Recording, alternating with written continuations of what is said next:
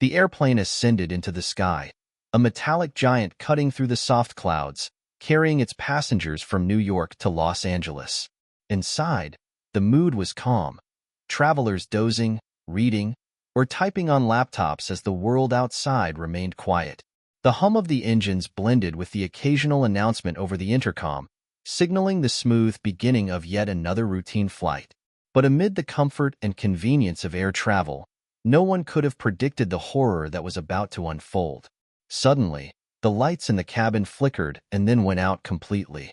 A momentary silence fell over the passengers before an eerie screeching sound echoed from the cockpit door. Before anyone could react, it happened. Two men, dressed in nondescript clothing, emerged from the front of the cabin, holding something hidden beneath their jackets. They moved quickly, forcing their way down the narrow aisle. The chaos began with a low, menacing voice. "Everybody down! Stay where you are!" One of the hijackers shouted, brandishing what appeared to be a pistol. His eyes were wild, frantic, as if the situation had already begun to spiral out of control. "This is not a drill. This is real. Do not move." For a moment, the passengers remained frozen, unsure if what was happening was some sort of sick joke or if the situation was truly dangerous. But the sharpness in the hijacker's voice made it clear that this wasn't an act. Panic rippled through the cabin as people scrambled for cover. Children screamed, and several passengers dropped to the floor, hearts racing in terror. At the front of the plane, in the cockpit, Captain Michael Hayes, a veteran pilot with over 20 years of experience, felt his stomach drop as the sudden commotion reached his ears. His hand hovered over the intercom button, his heart pounding in his chest. He had faced unexpected turbulence, engine failure, and even the occasional unruly passenger, but nothing had prepared him for this. He glanced at his co-pilot, First Officer Sarah Lopez. Her eyes widened, meeting his gaze with a mix of fear and determination. She was young, but had a sharp mind and a strong sense of responsibility. Hayes had always trusted her instincts, but this was different. This was beyond their training. This was an immediate, life-threatening situation. "Sarah," Hayes whispered, his voice calm but urgent, "do you have a line of communication with the ground?" Sarah's fingers flew over the controls, her breath shallow. "I can't make a call, Captain. We've lost all communication with the ground," she replied, her voice steady despite the fear simmering beneath the surface. Outside, the plane continued its course, unaware of the terrifying situation unfolding within its walls. But there was someone else who knew exactly what was happening. Someone with the power to help, someone watching it all unfold from a vantage point that no one could have imagined. Far from the chaos of the cabin, Elon Musk sat in his private office, his eyes scanning the multiple screens in front of him. It was just another day, another series of business meetings and routine tasks. But then, an alert flashed across his desk, a hijacking in progress on a flight heading from New York to Los Angeles. The moment his eyes landed on the message, a chill ran through his spine. Musk had always prided himself on being ahead of the curve, using technology to solve problems that others thought were insurmountable. But this was different. This wasn't just another business opportunity. It was a real-life crisis, and he couldn't afford to ignore it.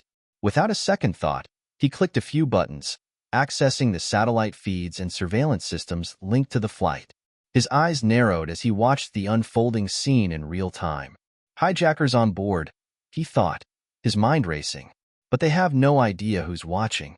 Back in the cabin, the hijackers had taken control of the front section of the plane. One stood in the aisle, keeping watch over the terrified passengers, while the other made his way toward the cockpit. The captain's heart raced, but his years of training kept his mind focused. He had one chance to regain control of the situation, and it had to happen now. Without hesitation, Captain Hayes pressed a hidden button beneath the control panel, activating a silent alarm that sent a coded distress signal to the ground. But as soon as the signal was sent, the hijacker guarding the aisle noticed the sudden shift in the cockpit's lights. He moved quickly, his eyes scanning the cabin. Hayes held his breath, hoping the hijacker hadn't caught on to what he had just done. "What are you doing in there?" the hijacker called out, his voice growing more agitated by the second. "Turn it off. Everything's under control," Hayes replied calmly, not letting his fear show. He had to keep the hijacker calm. Every second was crucial. "We're just making some adjustments. You're doing great." But the hijacker wasn't buying it. His face twisted into a snarl, and he raised his weapon. "I said, turn it off now." His voice was like a whip, cracking through the tension in the cabin. In that moment, the passengers were at the mercy of these men. The flight attendants had been forced to the back of the plane, their attempts to reason with the hijackers only fueling the chaos. The pilot and crew had to think fast. One wrong move could turn this into a bloodbath. Musk, on the other hand, was already a few steps ahead. Using a series of satellites linked to his SpaceX network, he had hacked into the plane's communications system, silently observing the situation. His fingers danced across the keyboard, his mind calculating every possible move. He wasn't just watching from afar, he was preparing to intervene. With a slight tap of his finger, he opened a secure communication line, one that couldn't be traced back to him. He wasn't sure yet how he would be able to help, but one thing was clear. The hijackers had no idea that he was watching, and that gave him the upper hand. As the plane soared higher into the sky, its fate rested in the hands of those inside it. The hijackers thought they had control, but they couldn't have known that a different kind of power was just beginning to stir. And somewhere, far below, an audience of millions unknowingly watched the drama unfold in real time. Hit subscribe and leave a comment with where you're watching from. This story might just spark a new beginning. What's one thing that always pushes you forward, even when things get tough? Captain Michael Hayes had always dreamed of flying. It was a passion that began when he was just a boy, watching the planes soar overhead, imagining the world far beyond the horizon. Growing up in a small town in Iowa, he had always been surrounded by people who thought big, but his dreams were even bigger. His father, a mechanic at a local garage, had always encouraged him to follow his passions. But when it came time to leave for college, Michael had to make his own way. With a scholarship that barely covered the cost of tuition, Michael worked multiple jobs while studying aerodynamics and flight. His early years as a pilot were full of hardships, long hours, constant travel, and the nagging doubt that he might never make it big. But what he lacked in money, he made up for in dedication. It wasn't about the paycheck. It was about the flight. He earned his commercial pilot's license and eventually worked his way up to captain. But even with all his success, something always seemed to be missing. The bright future he had envisioned as a young man had come with its share of sacrifices. A fractured relationship with his family, missed birthdays, and holidays spent in airports rather than with loved ones. The glimmer of fame or fortune he once dreamed of faded into the reality of a career built on precision, responsibility, and loneliness. Michael's mind drifted back to his most recent decision, the choice that would define his career and his life, becoming a commercial airline pilot for a major company. It offered stability, a predictable schedule, and enough time to visit his family occasionally, but it wasn't what he'd expected when he first entered the skies. Then, there was Emily, the love of his life, the woman who had been by his side through thick and thin. They met in New York, where Michael was temporarily stationed for a cross-country flight. Emily was a flight attendant, young and full of energy, with a smile that could light up any room. Their connection was immediate. She had been the one person who truly understood the sacrifices he made, the pressures he faced. They got married a year later, and Michael couldn't imagine life without her. She grounded him in a way nothing else had. But even Emily, with all her love and understanding, couldn't fill the void Michael felt. There was always a part of him that longed for more, something he couldn't name. The constant travel had taken its toll on their relationship.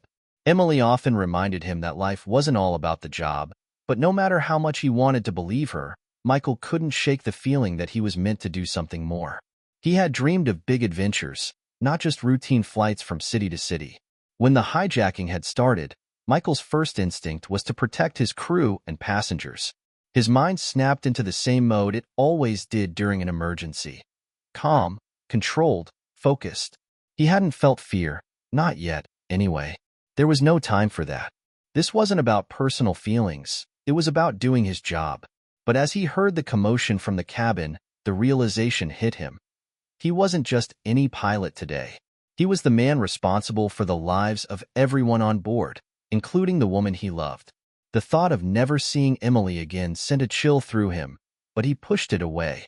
She would be waiting for him, just as she always had. Despite the terror unfolding in the plane's cabin, Michael couldn't let his mind drift. His sense of duty was stronger than his personal fears. This was a test of everything he had ever trained for. There would be no room for second-guessing. Back in the cabin, the hijackers were becoming increasingly volatile. They were demanding that the plane change its course, but no one knew where they wanted to go, or why they had chosen this particular flight. As the captain's hand hovered over the radio controls, the situation seemed to grow more intense. Time was running out, and every decision Michael made now would have life-or-death consequences. As the flight reached its cruising altitude, Michael's thoughts returned to the many years of hard work and sacrifice that had led him here. He thought about his father, who had always been proud of him, even when Michael chose to leave the safety of a small town for the uncertainty of the skies. He thought about Emily, who had always been his rock, supporting him even when he felt lost in the turbulence of his own mind. This moment, this terrifying moment, was a crossroads. His resolve would be tested in ways he never imagined. There would be no more doubts about what he was made of, no more wondering if he had chosen the right path. Michael reached for the intercom, his voice firm. "Sarah," he said, his words steady despite the situation. "We need to stay calm. We're not just going to give up. We've been through worse. We'll get through this." First Officer Sarah Lopez, her face pale but resolute, nodded. "I'm with you, Captain." The door to the cockpit remained locked, and the cabin was filled with the muffled sounds of a plane on the brink of disaster. Every second felt like an eternity. They had no idea what the hijackers wanted, but one thing was clear. No one was going to get out of this alive unless they fought back. As Michael Hayes prepared to face the next phase of this deadly standoff, he couldn't help but wonder. Would he ever see Emily again? Would she ever know just how much he loved her? Or would this flight be his last? The tension in the cabin was palpable. The plane, which had been gliding smoothly only moments ago, now seemed to shake with the raw emotion of its passengers. Everyone was on edge, holding their breath, waiting for something, anything, that would break the suffocating silence. Captain Michael Hayes kept his focus on the cockpit door, his hand hovering over the controls as he silently debated his next move. The hijackers had been making demands, and he was running out of time. He couldn't afford to let them take full control of the aircraft. If he did, it would be over for everyone on board. First Officer Sarah Lopez sat rigidly beside him, her mind working quickly as she assessed their options. Her eyes flicked to the instruments, noting the altitude and speed, calculating the risks in her head. She had been through rigorous training, but this was different. There was no manual for hijacking. There was no textbook for saving lives in this kind of situation. They were on their own. From the back of the plane, the sounds of muffled shouting began to filter through the cabin. The hijackers were barking orders, demanding that the flight attendants stay out of their way. A young flight attendant, Sarah, had tried to comfort the passengers, but her attempts only made the hijackers more agitated. "Keep quiet. Everyone stay down, and no one gets hurt," one of the hijackers screamed, his voice dripping with menace. But as the minutes dragged on, it was clear that the situation was escalating. The passengers, who had been terrified into silence, were now starting to panic. Some were texting loved ones, trying to reach out. Others were crying softly, clutching their children. A few brave souls, realizing they had no other choice, tried to reason with the hijackers. "Please, just let us go. No one has to get hurt. We're all just trying to get home," a man pleaded, his voice trembling. The hijacker who had been guarding the aisle glared at him. "Shut up. You don't get to talk. Do what we say, and maybe you'll live to see the ground again." But the most chilling part was the fact that no one knew what the hijackers really wanted. They hadn't made any demands about money, political motives, or anything specific. It was all shrouded in mystery, and the uncertainty was just as terrifying as the threat of violence. At the front of the plane, Captain Hayes and First Officer Lopez exchanged glances. It was clear to them both that this was no ordinary hijacking. The hijackers weren't acting like seasoned criminals. Their behavior seemed erratic, irrational even. They were desperate, unhinged, and it made them unpredictable. Suddenly, The loud thud of footsteps echoed outside the cockpit. Michael's breath caught in his chest as he turned to Sarah, his eyes narrowing. The hijacker at the cockpit door was making his move. "I'm coming in," the voice from the other side of the door called out. "Don't make me use force." Michael's heart raced. There was no more time for second-guessing. It was now or never. He knew he had to act. But how could he stop a hijacker armed with a weapon, while protecting the lives of everyone on board? "I need you to stay calm, Sarah," Michael whispered, his voice low but urgent. "We're going to fight back. We've trained for this. We have to." Sarah nodded, her hands steady on the controls despite the growing dread in her stomach. She wasn't about to let fear dictate her actions. This was their moment. If they failed now, it would all be over. The cabin was becoming increasingly chaotic as passengers began to realize what was happening. Some were hiding in the aisles. Others were frantically whispering, trying to figure out what to do next. In the midst of it all, a sudden realization hit Michael like a bolt of lightning. The hijackers had no idea who was really watching them. They had no clue that someone far more powerful than they could ever imagine was monitoring their every move. Elon Musk sat, his eyes glued to the screen in front of him. He could see the entire situation unfolding, a bird's-eye view of the hijacking in real time. With his own satellites, he had tapped into the airplane's communication system, linking directly to the plane's onboard systems without detection. He could see every passenger, every hijacker, and every tiny shift in the aircraft. His fingers hovered over the keyboard as he analyzed the situation. "They have no idea," Musk muttered under his breath, watching as the hijacker approached the cockpit door. In that moment, Musk's mind worked faster than the chaos unfolding on the plane. He had the technology to intervene, to tip the balance in favor of the pilot and crew. But he had to be careful. One wrong move, and everything could go wrong. The lives of everyone on that flight were in his hands. As the hijacker pushed against the cockpit door, demanding entry, Michael took a deep breath. His hands slid over the control buttons in front of him. It was time to take control, even if it meant taking risks. "I'm going to do it," Michael said, his voice low but filled with resolve. "We're not going to let them take this plane." Just as the hijacker was about to break through the door, Michael hit the emergency override. A sudden jolt shot through the aircraft as the system came to life. The hijacker on the other side of the door stopped dead in his tracks, his eyes wide with shock. "What the hell?" he shouted, retreating for a moment, completely thrown off guard. But it wasn't just the hijacker who was surprised. The passengers, still huddled in fear, could feel the change in the air. The shift in momentum was subtle but real. The threat had not been neutralized, but the odds were no longer entirely stacked against them. Back in the cockpit, Michael's heart pounded as he prepared for the next move. He wasn't just a pilot anymore. He was the only thing standing between the lives of everyone on board and the nightmare that was unfolding.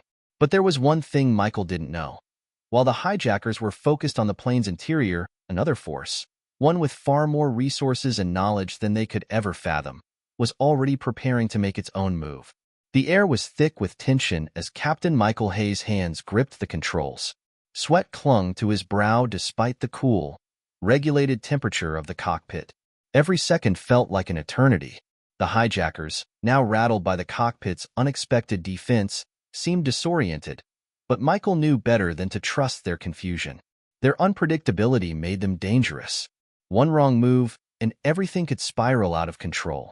Sarah Lopez, the first officer, kept her eyes trained on the instruments, but her thoughts raced as she processed the situation. "They'll come back for us," she said quietly, her voice barely audible against the whir of the aircraft's systems. Michael nodded, keeping his expression calm. "We're ready for them."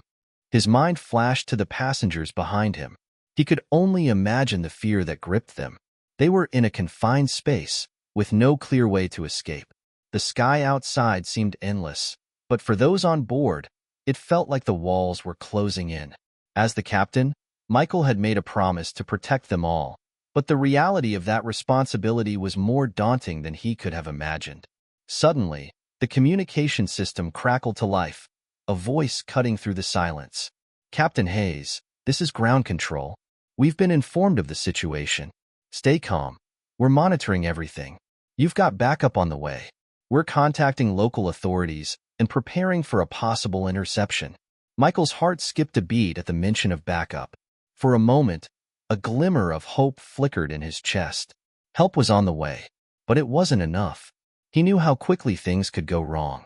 They were still tens of thousands of feet above the ground.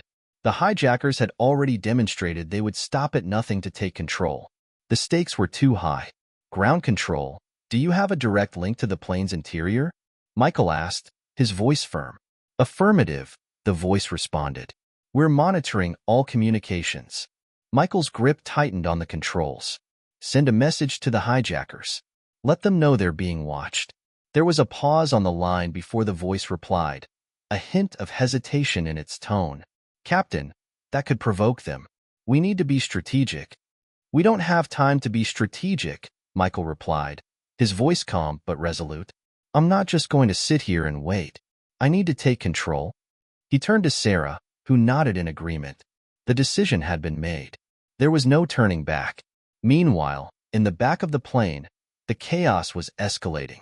The hijackers, sensing the shift in momentum, were growing more desperate. Their demands had been vague from the start, and now they were beginning to panic, realizing their hold over the passengers and crew was slipping. They couldn't understand how the cockpit had suddenly become so impenetrable. One of them, a man with dark eyes and a scar running down his cheek, barked orders at the others, pacing back and forth as though he were trying to think of the next move. His earlier confidence had been replaced by confusion and fear. Why aren't they responding? The hijacker muttered to himself, gripping his weapon tighter. They should be scared. They should be listening to us. But the passengers were no longer as fearful as they once had been. It was subtle, but Michael could sense the shift. The cabin was alive with whispers, with small acts of defiance. People were no longer willing to cower. They were ready to fight back. The flight attendants, under extreme stress, had been trying to maintain order while staying out of the way of the hijackers. But now, they too, could sense the change. Emily, Michael's wife, was in the back of the plane, helping a young mother calm her two children. She had always been the kind of person who tried to keep everything together, no matter what.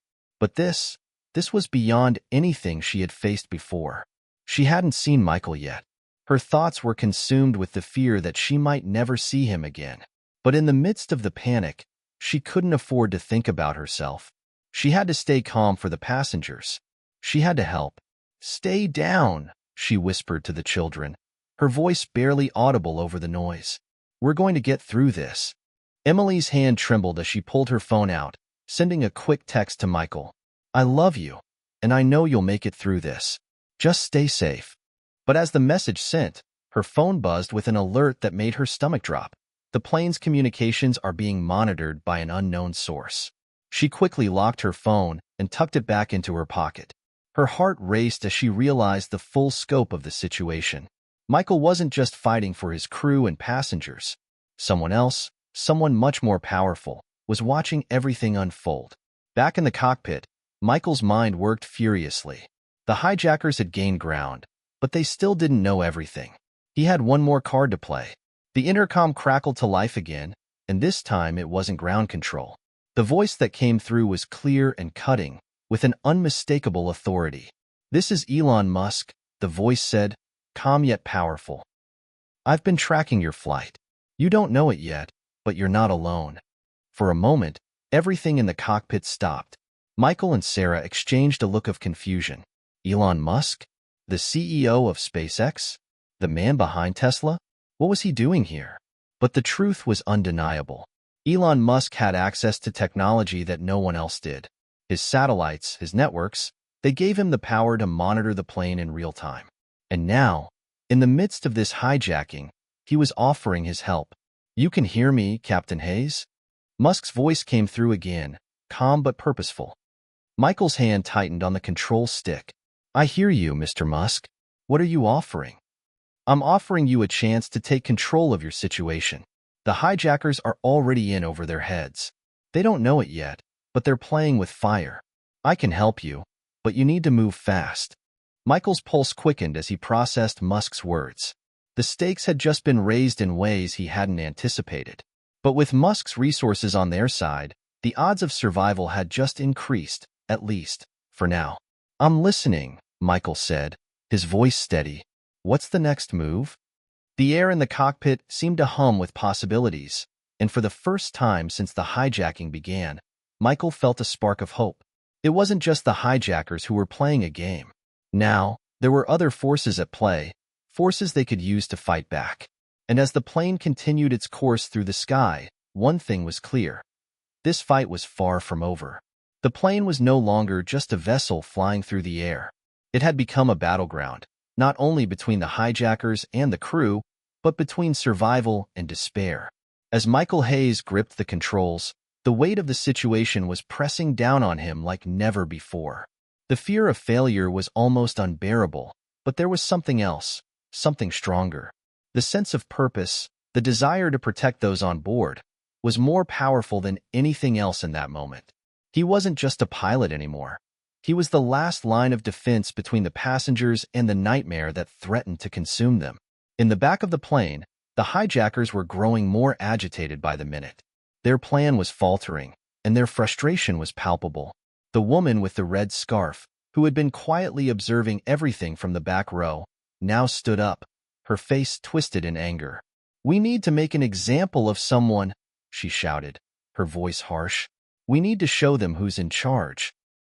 The hijacker with the scarred face, who had been pacing back and forth, grabbed her by the arm, pulling her back down with force. "No, we don't. We're already too deep in. Don't make it worse," he growled, his eyes wild. But the woman wasn't listening. She was beyond reason, and Michael knew that her unpredictability made her even more dangerous. The other hijackers, while still tense, were beginning to look to her for direction. And that, Michael realized, was the moment he had been waiting for. The moment when their internal chaos would work in his favor. Meanwhile, Sarah Lopez remained silent, her eyes glued to the controls, her heart beating in her chest. She could hear the distant shouting from the back of the plane, but her focus was entirely on the task ahead. She could feel the presence of the technology Elon Musk had promised them, but she couldn't afford to be distracted. It was up to her and Michael now. They had to make the move. The moment felt like an eternity, but then it came. An opportunity.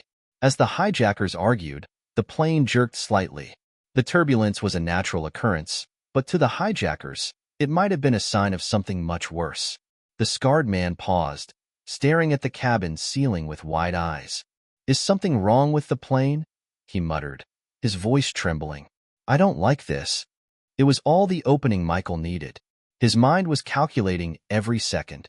He tapped into the onboard communication system, now fully aware that the hijackers weren't the only ones hearing what he said. The passengers could hear his voice too, quiet but confident. "This is Captain Hayes. I need you to stay calm. We're in control of the situation. Help is on the way, but I need you to listen carefully. I don't want anyone to get hurt." The voice of the scarred hijacker shot back immediately, sharp and filled with malice. "Shut up. You're not in control. We are." But Michael's voice cut through his anger. "No, you're not. You've made a mistake, and you're going to regret it."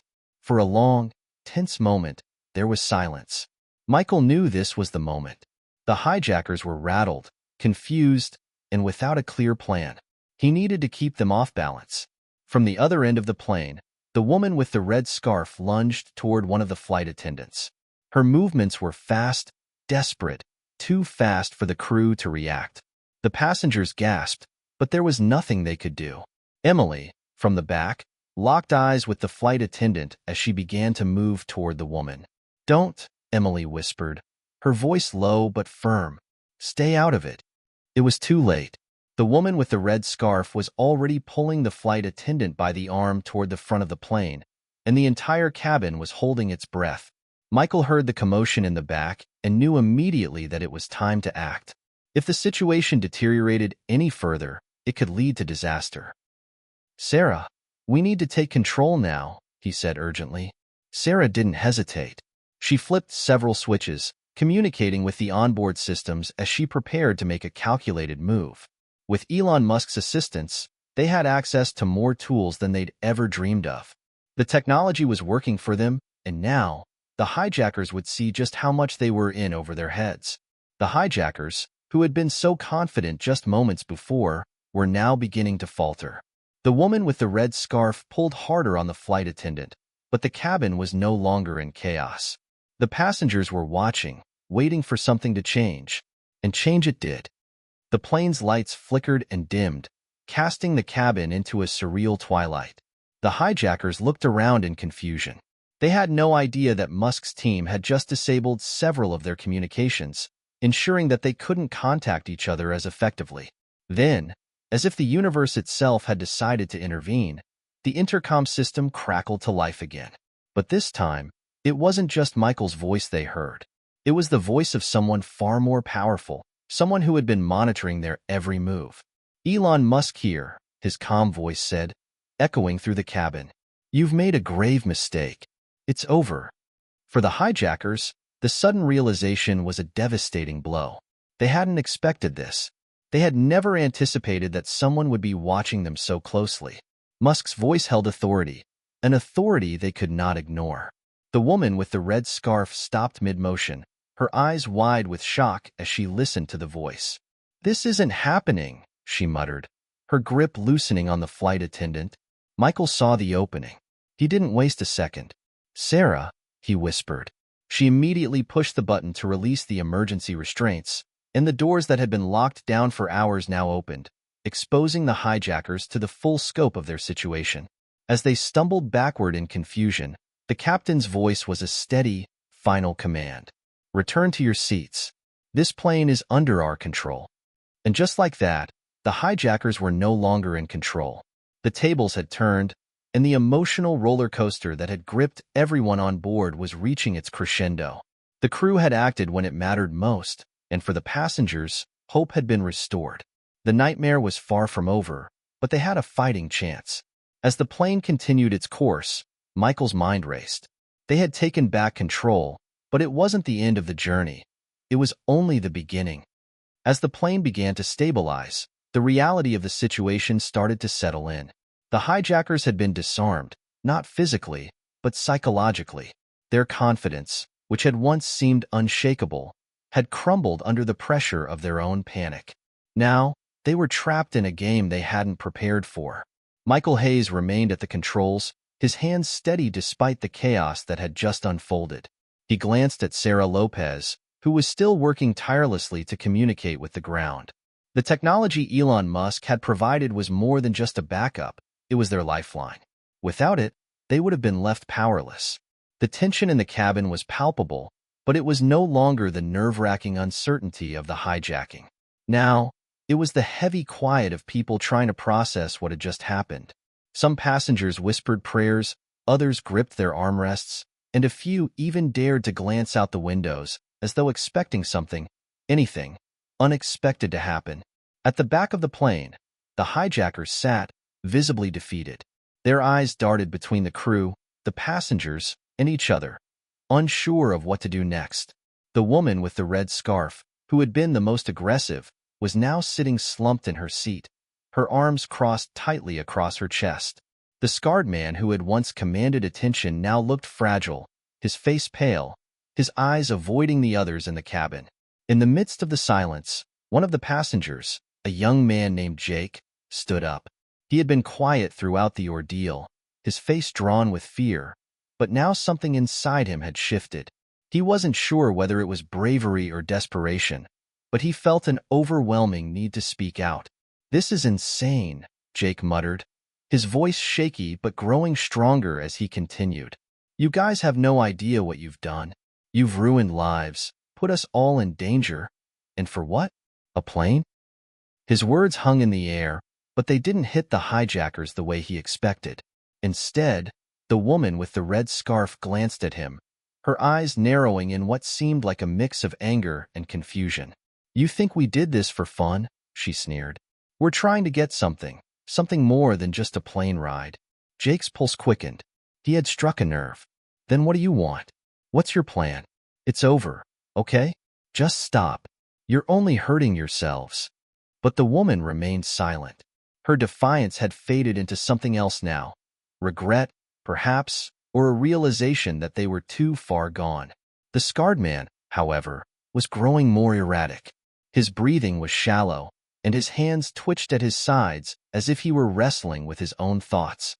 Before anyone could react, Michael's calm voice came over the intercom again. "This is Captain Hayes. We have control of the situation. Please remain in your seats, and everything will be handled with the utmost care." As the words echoed throughout the cabin, there was a shift in the energy. The passengers, who had been on edge just moments before, now seemed to breathe a collective sigh of relief. They knew they were not out of danger yet, but the tension had been broken, at least for the moment. Meanwhile, Sarah worked quickly, her fingers dancing over the console as she prepared for the next phase of the operation. They still had a long way to go before the plane would be safely on the ground, but she felt a flicker of hope. With Elon Musk's technology backing them, they had a fighting chance. Outside, the world was unaware of the drama unfolding 30,000 feet above the ground. But in the cockpit, Michael was acutely aware of the responsibility that lay on his shoulders.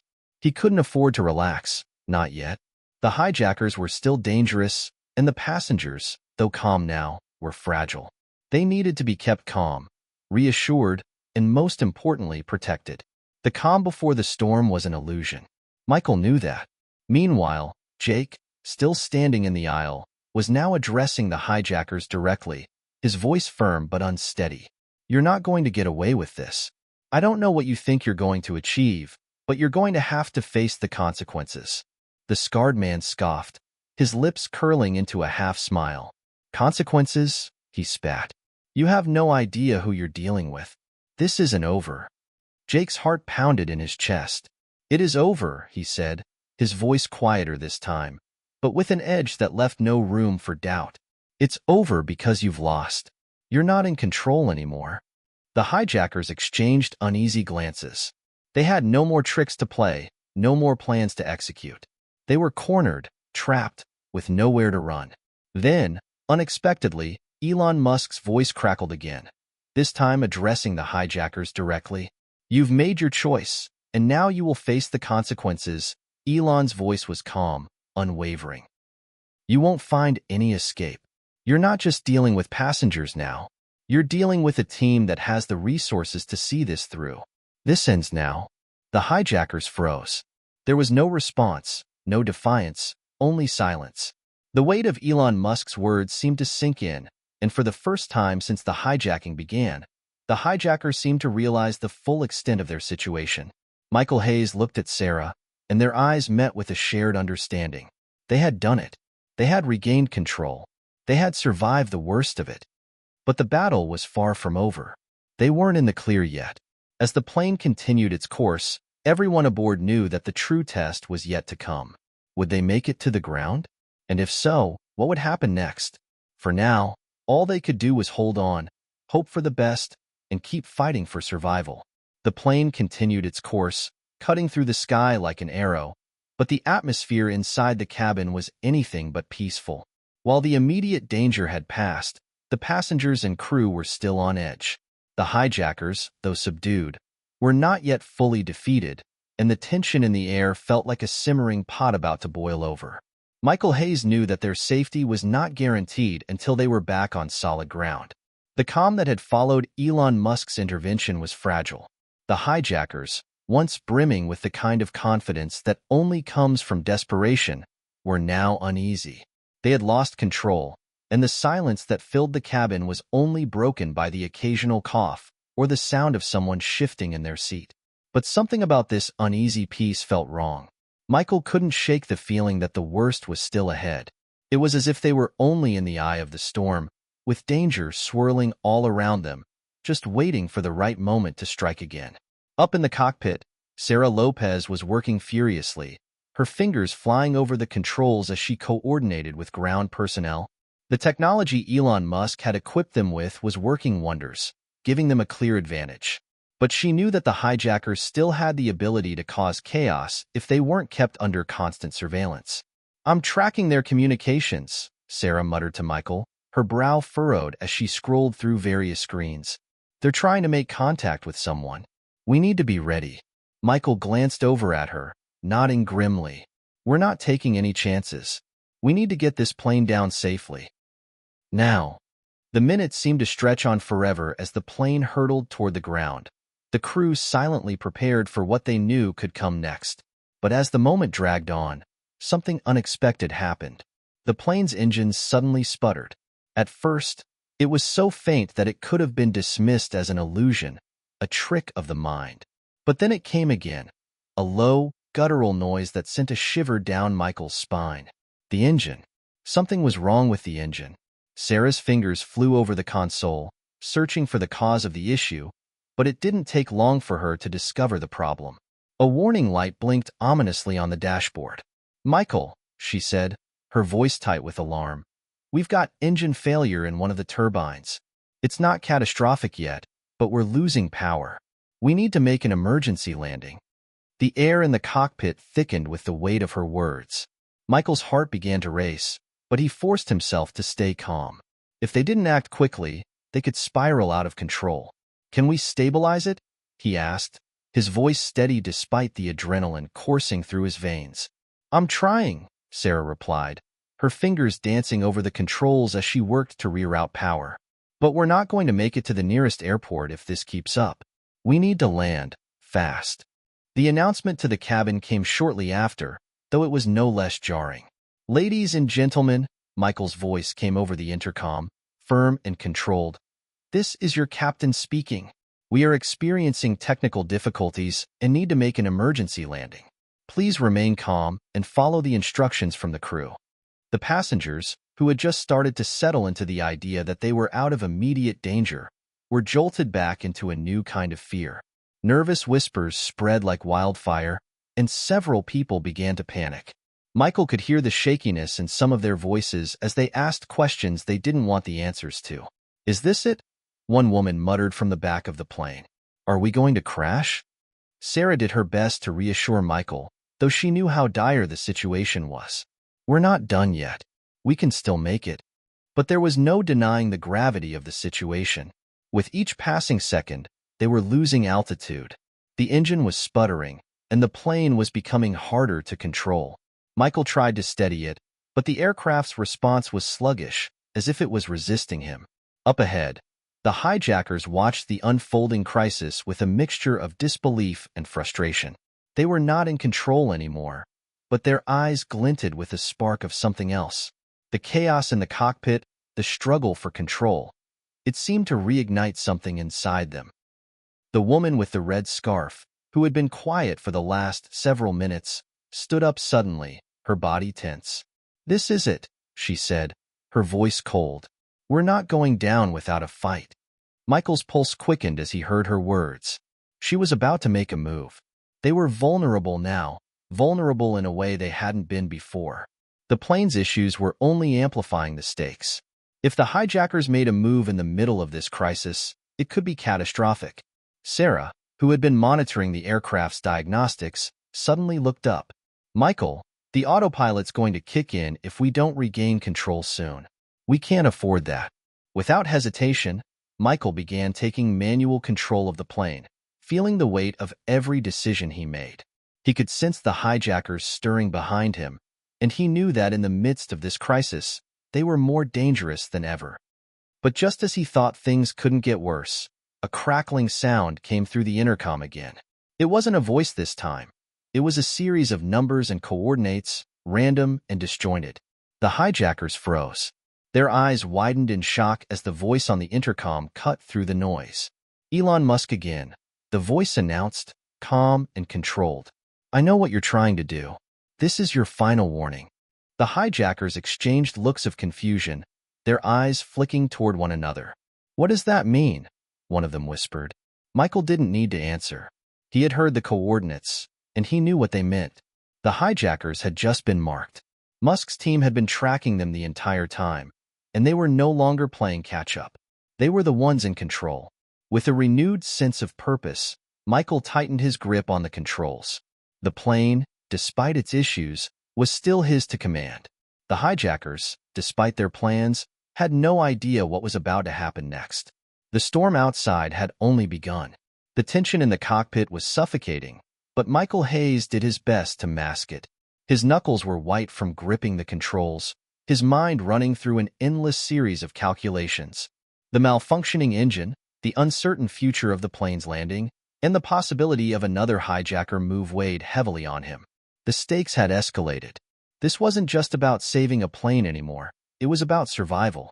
Sarah Lopez, sitting beside him, was still working furiously, her eyes flicking between the diagnostics and the emergency procedures that had now become their new Bible. "We've got about 10 minutes before we hit the low-altitude threshold," she said, her voice grim. "We need a runway. And fast." Michael glanced at her, nodding in acknowledgement. He could feel his heart racing, but he pushed the panic down. This wasn't just about getting to safety. If the hijackers made their move now, when the plane was vulnerable, they could turn everything upside down. He glanced back toward the cabin. The passengers were still subdued, but fear was creeping back into the atmosphere. The initial shock had passed, replaced now by a quiet dread. The hijackers had been mostly still, but Michael knew better than to think they were giving up. They were just waiting for the right moment, and that moment was coming closer. Sarah shifted in her seat, her hands shaking slightly as she adjusted the autopilot settings, trying to coax some power out of the failing engine. "If we can't find a runway," she muttered, "we'll have to make an emergency landing on open ground. We're not equipped for that, but we don't have a choice." Michael's thoughts raced. What if they couldn't make it to a proper landing strip? What if the hijackers acted before they could regain full control? What if they never made it? "I'm pulling up the nearest airport," Sarah continued, voice steady despite the panic bubbling underneath. "There's one about 20 miles out, but it's not exactly built for emergencies. We'll be lucky if we make it there in one piece." Michael nodded, his focus razor-sharp. They couldn't waste time. Every second counted. He glanced again at the hijackers, whose eyes were glued to the cockpit door. The woman with the red scarf was whispering something to the scarred man, but Michael couldn't make it out. They were planning something. That much was obvious. The intercom crackled again, and Michael's heart skipped a beat as Elon Musk's voice came through loud and clear. "You have a choice, Michael," Musk's voice boomed, calm yet assertive. "There's a team of specialists waiting for you on the ground. You don't have to do this alone. You can't do it alone." Michael felt a surge of both relief and dread. The weight of Musk's words carried a gravity he couldn't ignore. As much as he appreciated the backup, the sense of being watched, of being outmaneuvered, was unsettling. "We can handle this," Michael said under his breath, more to himself than to anyone else. He had to believe it. They were almost there. But as the minutes ticked by, things began to unravel. The engine's sputtering grew louder, the strain on the aircraft palpable. Michael could feel the difference with every passing second, every inch of lost altitude, every flicker of the controls. It was as if the plane itself was fighting them. Sarah turned to him with a pale face. "It's not good, Michael. We might lose it." And then, just as her words sank in, the hijackers made their move. It was subtle at first, a quick motion toward the back of the plane, a glance exchanged between the woman and the scarred man. But Michael saw it. He wasn't sure what they planned to do, but he could tell they were preparing for something drastic. Without thinking, he reached for the comms button. "All crew members, get to your positions now. We're not out of this yet." The words were barely out of his mouth when a sudden jolt threw everyone forward, a loud bang rattling the plane. A blast of air filled the cabin, and the lights flickered as the emergency oxygen masks dropped from above. Panic erupted. Screams filled the air, and for a moment, it felt like time had slowed down. "Michael," Sarah shouted, her voice sharp and panicked. "What happened?" "I don't know," Michael replied, his voice strained as he fought to keep the plane steady. "They've done something." And then it hit him. The hijackers had tampered with something. The fuel line? The cabin pressure? It was hard to tell, but the impact had been clear. The plane was descending too quickly now, and Michael couldn't stop it. The autopilot kicked in once again, but this time it felt more like a crutch than a lifeline. They were losing precious control. Sarah scrambled to respond, her eyes glued to the monitors, searching for any signs of what was wrong. But then the sound of boots pounding against the aisle echoed behind them. "Get down," Michael shouted, his voice a warning that came just in time. The woman with the red scarf appeared, Her face twisted with resolve as she raised a weapon. A small but lethal-looking pistol aimed directly at Michael. "Don't try to stop me," she said coldly, her voice barely above a whisper. "This plane is going down. You can't stop us anymore." Michael's heart raced, but he held his ground. He couldn't let her destabilize the situation even further. The scarred man was right behind her, his face twisted with desperation, his hands shaking as he reached for the cockpit door. Sarah, who had been frantically trying to regain control, froze for a moment before grabbing a tool from her belt, a blunt object designed to stop any unauthorized access. "You can't do this," Sarah yelled, her voice thick with fury. For a split second, everything seemed to freeze. The hijackers, the crew, the passengers, everything hung in the balance. And then, in the distance, Michael saw the lights of the runway. "We're almost there," Michael whispered, hope and terror mingling in his chest. They weren't out of danger yet, but there was a chance. They weren't going to give up now. The plane continued its descent, the engines sputtering sporadically, but the distant lights of the runway below sparked a fragile hope.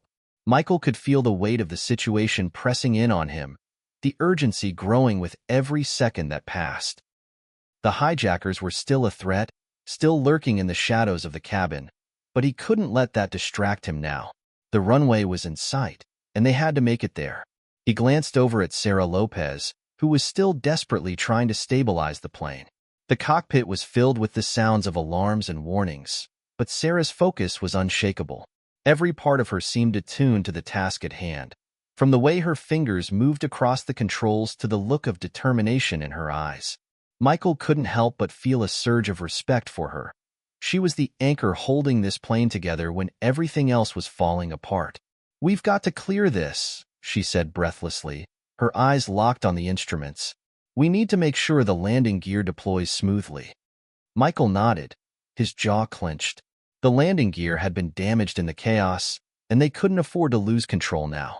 He held the controls steady, his focus razor-sharp, even as the hijackers continued to make their presence known. He could hear footsteps in the cabin now, and the unmistakable sound of whispered arguments. The tension was building once more. He wasn't sure what the hijackers were planning, but he knew they couldn't be allowed to interfere. Not now, not when they were so close. In the back of the plane, the woman with the red scarf was speaking in hushed tones to the scarred man, her eyes darting between the cockpit and the cabin door. It was clear they were preparing for something. Michael could feel it in the air. His fingers twitched, ready to respond to whatever move they made next. They weren't going to let the hijackers take control again, not after everything they'd been through. Then, as if on cue, the scarred man lunged forward. His arm reached for the cockpit door, his hand gripping the handle with the kind of intensity that only desperation could breed. Michael didn't hesitate. He lunged toward the intercom, slamming the button as he shouted to the crew, "Brace for impact." The urgency in his voice was palpable. He knew they were running out of time. The woman with the red scarf turned toward him, her eyes flashing with anger. "Stay out of it," she screamed, her voice cracking with frustration. She fired a warning shot into the air, and Michael's blood ran cold. The shot echoed through the cabin, sending a wave of panic rippling through the passengers. Michael could hear the sound of footsteps in the aisles, the scramble of terrified bodies as people ducked under their seats. His focus, however, never wavered. He needed to get the plane to that runway. Everything else was secondary. "Sarah, any luck with the landing gear?" he asked, his voice tight. Sarah's eyes flickered toward the instrument panel again, her fingers dancing across the switches. "We're going to need a miracle," she muttered, "but it's better than nothing." Another gunshot rang out, and Michael flinched. The hijackers were clearly unhinged, pushing everything to the limit. He knew that if they didn't get to the ground soon, things could get catastrophic. Suddenly, a voice crackled over the intercom. "Michael, it's Elon. The team's ready. You need to land within the next 5 minutes. Your margin of safety is almost gone." Michael's stomach tightened. 5 minutes, he muttered, more to himself than anyone else. They had no room for error. But just as the reality of the situation started to settle in, the scarred man slammed into the cockpit door, his fists pounding with fury. The door rattled, the hinges groaning under the force of his blows. The woman with the red scarf stood behind him, watching with a cold, calculating expression. "Let us in," the scarred man barked, "or we'll make sure this goes down in flames." Michael felt his pulse quicken. They were trying to intimidate him, trying to throw him off his game. But it wasn't going to work. Not now. Not when they were so close. He turned to Sarah. "Can you hold them off?" he asked urgently. She didn't respond with words, but her hands didn't falter as she continued to manipulate the controls. It was clear that she was doing everything she could to keep the plane steady, but the hijackers were becoming a greater and greater threat by the second. They needed to make a move, and they needed to make it now. "All right," Michael said, taking a deep breath. "We're doing this." He reached for the comms again. "All crew members, prepare for emergency landing," he said, his voice loud and clear. "This is our only shot." The minutes that followed were nothing short of chaos. The hijackers, frustrated and enraged, tried to push their way through the cockpit door, slamming against it with everything they had. The air inside the cabin was thick with fear, but Michael didn't let it cloud his judgment. He could feel the heat rising in his chest, the pressure building, but he knew that this was the moment. This was the moment they had to take control, no matter the cost. As the plane descended, the runway loomed closer. The lights of the airstrip blinked in the distance, like a beacon of salvation. But it wasn't just a beacon for them. It was a beacon for the hijackers as well. They could feel the shift, the power dynamic changing. Their time was running out, and they knew it. "Sarah," Michael said, his voice tight. "On my count, we go for the runway. Full speed." Sarah nodded, her jaw set. "On your mark." The hijackers banging against the cockpit door grew louder, but Michael shut it out. His eyes were locked on the runway, his mind focused only on one thing: survival. 3, 2, 1, Michael muttered under his breath, as he pulled the plane forward with every ounce of strength he had. With a sudden, jarring movement, the plane broke free from its slow descent, now heading toward the ground with desperate speed. The hijackers knew what was coming, but it was too late. The plane was going to make it. They were going to make it. The roar of the engines filled the cabin, louder than ever before, as Michael Hayes fought to keep the plane on course. Sweat trickled down his face, but his eyes were locked on the runway below. It was close, dangerously close. The wheels of the plane hovered just inches from touching down, but there was a hitch in the system, a slight tremor in the air. Michael's heart raced, and for a split second, doubt crept into his mind. "Come on," he whispered to himself, tightening his grip on the controls. Just a little more. Sarah Lopez, sitting beside him, was doing her best to remain calm, her hands steady as she worked the remaining systems. The cockpit lights blinked furiously, and the alarms kept sounding off, signaling that everything was hanging on by a thread. They were fighting time, fighting against physics, and most of all, they were fighting the hijackers in the back. A shot rang out from the cabin, a deafening crack that sent chills down Michael's spine. He didn't need to turn around to know that the hijackers were getting desperate. They were running out of options. They were cornered. But that didn't mean they'd stop. "We've got to get this thing on the ground now," Michael muttered, more to himself than Sarah. His voice was raw, but his determination was stronger than ever. He didn't know how much longer he could keep this up. "Almost there," Sarah replied, her voice steady despite the chaos surrounding them. "Keep it steady. The landing gear is still iffy, but we're getting closer. We can do this." Michael nodded, but his mind was a whirlwind of conflicting thoughts. The hijackers were probably planning something. He could feel it. He could hear them in the background, pacing, muttering to each other. They were making their move. But there was no time for fear. They had to land, and they had to land now. Suddenly, the plane dropped a few feet, and Michael's stomach lurched as the wheels scraped against the tarmac. The sound of metal grinding against asphalt was deafening, sending shockwaves through the cabin. Michael gritted his teeth, trying to keep the plane level as the runway came into full view. "Sarah, hold on," Michael shouted as the plane bucked and veered slightly to the right. The force of the landing was almost too much, but they had no choice. They were too close now. The hijackers were closing in, their footsteps echoing through the cabin as they rushed toward the cockpit door.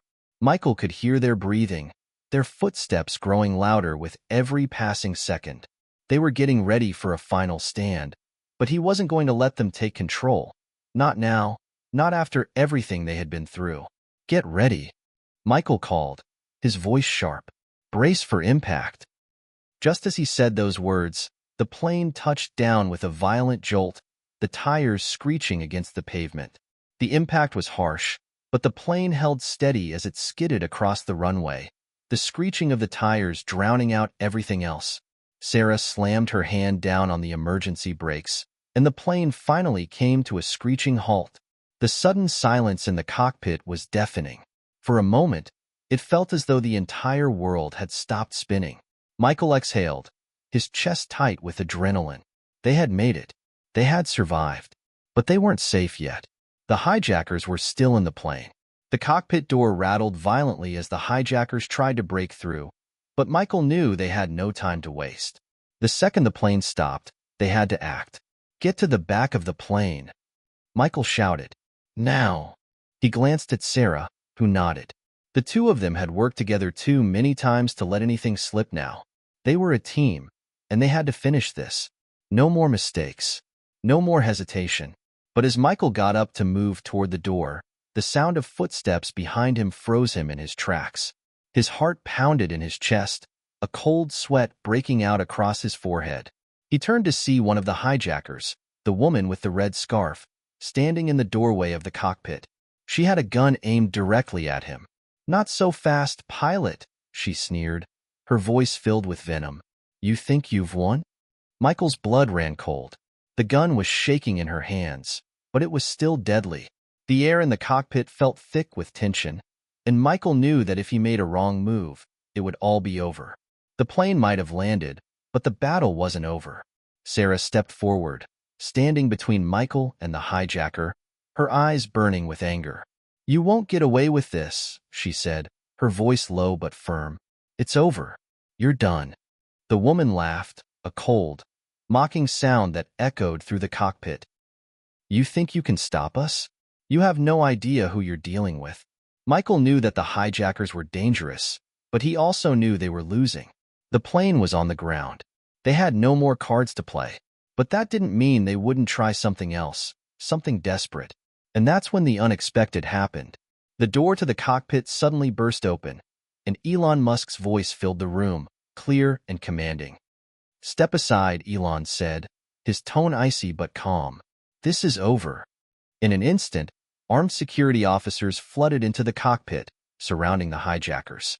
The woman with the red scarf froze, her gun lowering in shock as the realization hit her that they had lost.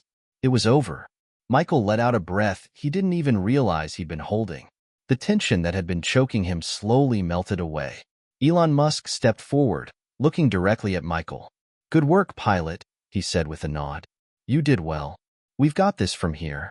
Michael nodded, exhausted but relieved. It was over. For now, at least. The sounds of the plane's engines powering down echoed softly through the cabin, blending with the distant murmurs of passengers who had finally started to realize they were safe. The plane had come to a complete stop on the runway, its final, violent descent now a thing of the past. Michael Hayes sat in the cockpit, his hands still gripping the controls, though the sense of urgency had faded. For a brief moment, all he could do was breathe, slowly and deeply, as the adrenaline began to ebb. His heart was still racing, but the worst was over. The hijackers were subdued. The plane was on the ground. His mind started to clear, but there was one lingering question that gnawed at him. Why had Elon Musk gotten involved? Michael's thoughts were interrupted as Elon's voice came through the intercom, clear and steady. "Michael, Sarah, you're safe. But there's still much to be done. The situation may have been contained on this flight, but we have to think bigger now. There's a whole network of people behind this, and we need to know why." Michael met Sarah's gaze. She had already unbuckled her seatbelt and stood, ready to act. Elon Musk's words had landed heavily, and Michael could see she wasn't just thinking about the hijackers anymore. She was thinking about what came next. The door to the cockpit opened, and Elon himself entered, his usual calm demeanor replaced by something darker. The man who had been a steady voice in the chaos was now focused, calculating, sharp. It was clear that he wasn't just involved for humanitarian reasons. "Where's the rest of the team?" Michael asked, still trying to process everything that had happened. "They're already securing the area," Elon replied, his eyes sharp, scanning the cockpit like a strategist eyeing the next move. "But we need to be ready. There's no telling who's behind this, or what their next move will be. We can't be complacent." Sarah, ever the professional, nodded and checked her equipment. She glanced at Michael, then back at Elon. "So, what's the plan now?" Elon looked at her, his gaze steady. "The plane's secure, but there's something bigger at play here. The hijackers were just pawns. We need to track down the ones pulling the strings." Michael leaned forward in his seat, his exhaustion momentarily forgotten. "Who are we talking about?" Elon's expression grew serious. "I have a few ideas, but I need you two to stay alert. We've intercepted communications that suggest a global network. People involved in these attacks are operating on a much larger scale." The weight of those words settled in the cockpit, heavy like a storm cloud. Michael had been in the thick of it, but he wasn't ready for what Elon was saying. Global network? People behind the hijackers? His mind whirred, processing the implications. "So, you're telling me this wasn't just about this flight? This is a much bigger threat?" Michael asked, still trying to piece it together. Elon nodded. "Exactly. And now it's our responsibility to uncover it, stop it before it spreads further." A silence fell over the group. The vastness of the task ahead was not lost on any of them. The hijackers had been dangerous, but what Elon was describing felt more like a shadowy, global game with higher stakes, one that had just begun to reveal its sinister side. Sarah adjusted the strap of her bag, clearly trying to shake off the tension. "How do we begin?" Elon stood still for a moment, considering the question. "First, we need to find out how deeply the network has infiltrated aviation and how far it reaches. We'll need help from people in places you wouldn't expect." Michael exchanged a glance with Sarah, both of them beginning to realize the full scope of what they were being asked to do. This wasn't just about getting a plane back on the ground anymore. It was about stopping something much larger, something far more dangerous than they'd ever imagined. Elon's gaze hardened. "This isn't over. It's just beginning." With that, Elon moved toward the door, leaving Michael and Sarah alone in the cockpit. The quiet of the moment hung around them, but it was a different kind of quiet now. It wasn't the peaceful stillness after an ordeal. It was the calm before a storm. Sarah broke the silence, her voice steady but tinged with uncertainty. "What now, Michael?" Michael leaned back in his seat, rubbing his eyes, the weight of everything pressing on his shoulders. He hadn't expected this. He had thought they were done once the plane landed. But that was before Elon had opened his mouth. This wasn't a simple rescue operation anymore. Now, they were part of something much larger. "We prepare," Michael said, his voice low but firm. "We get the information we need, and we find out who's behind all of this." Sarah nodded, her resolve solidifying. "Let's get to work then." Michael stood and followed her out of the cockpit. The crew was already starting to file into the hallway, the comm still a distant memory as they adjusted to the new, dangerous reality that was unfolding around them. The passengers, too, were being escorted off the plane by security officers, their faces still pale, their minds likely struggling to come to terms with what had happened. But they were safe, for now. That was the most important thing.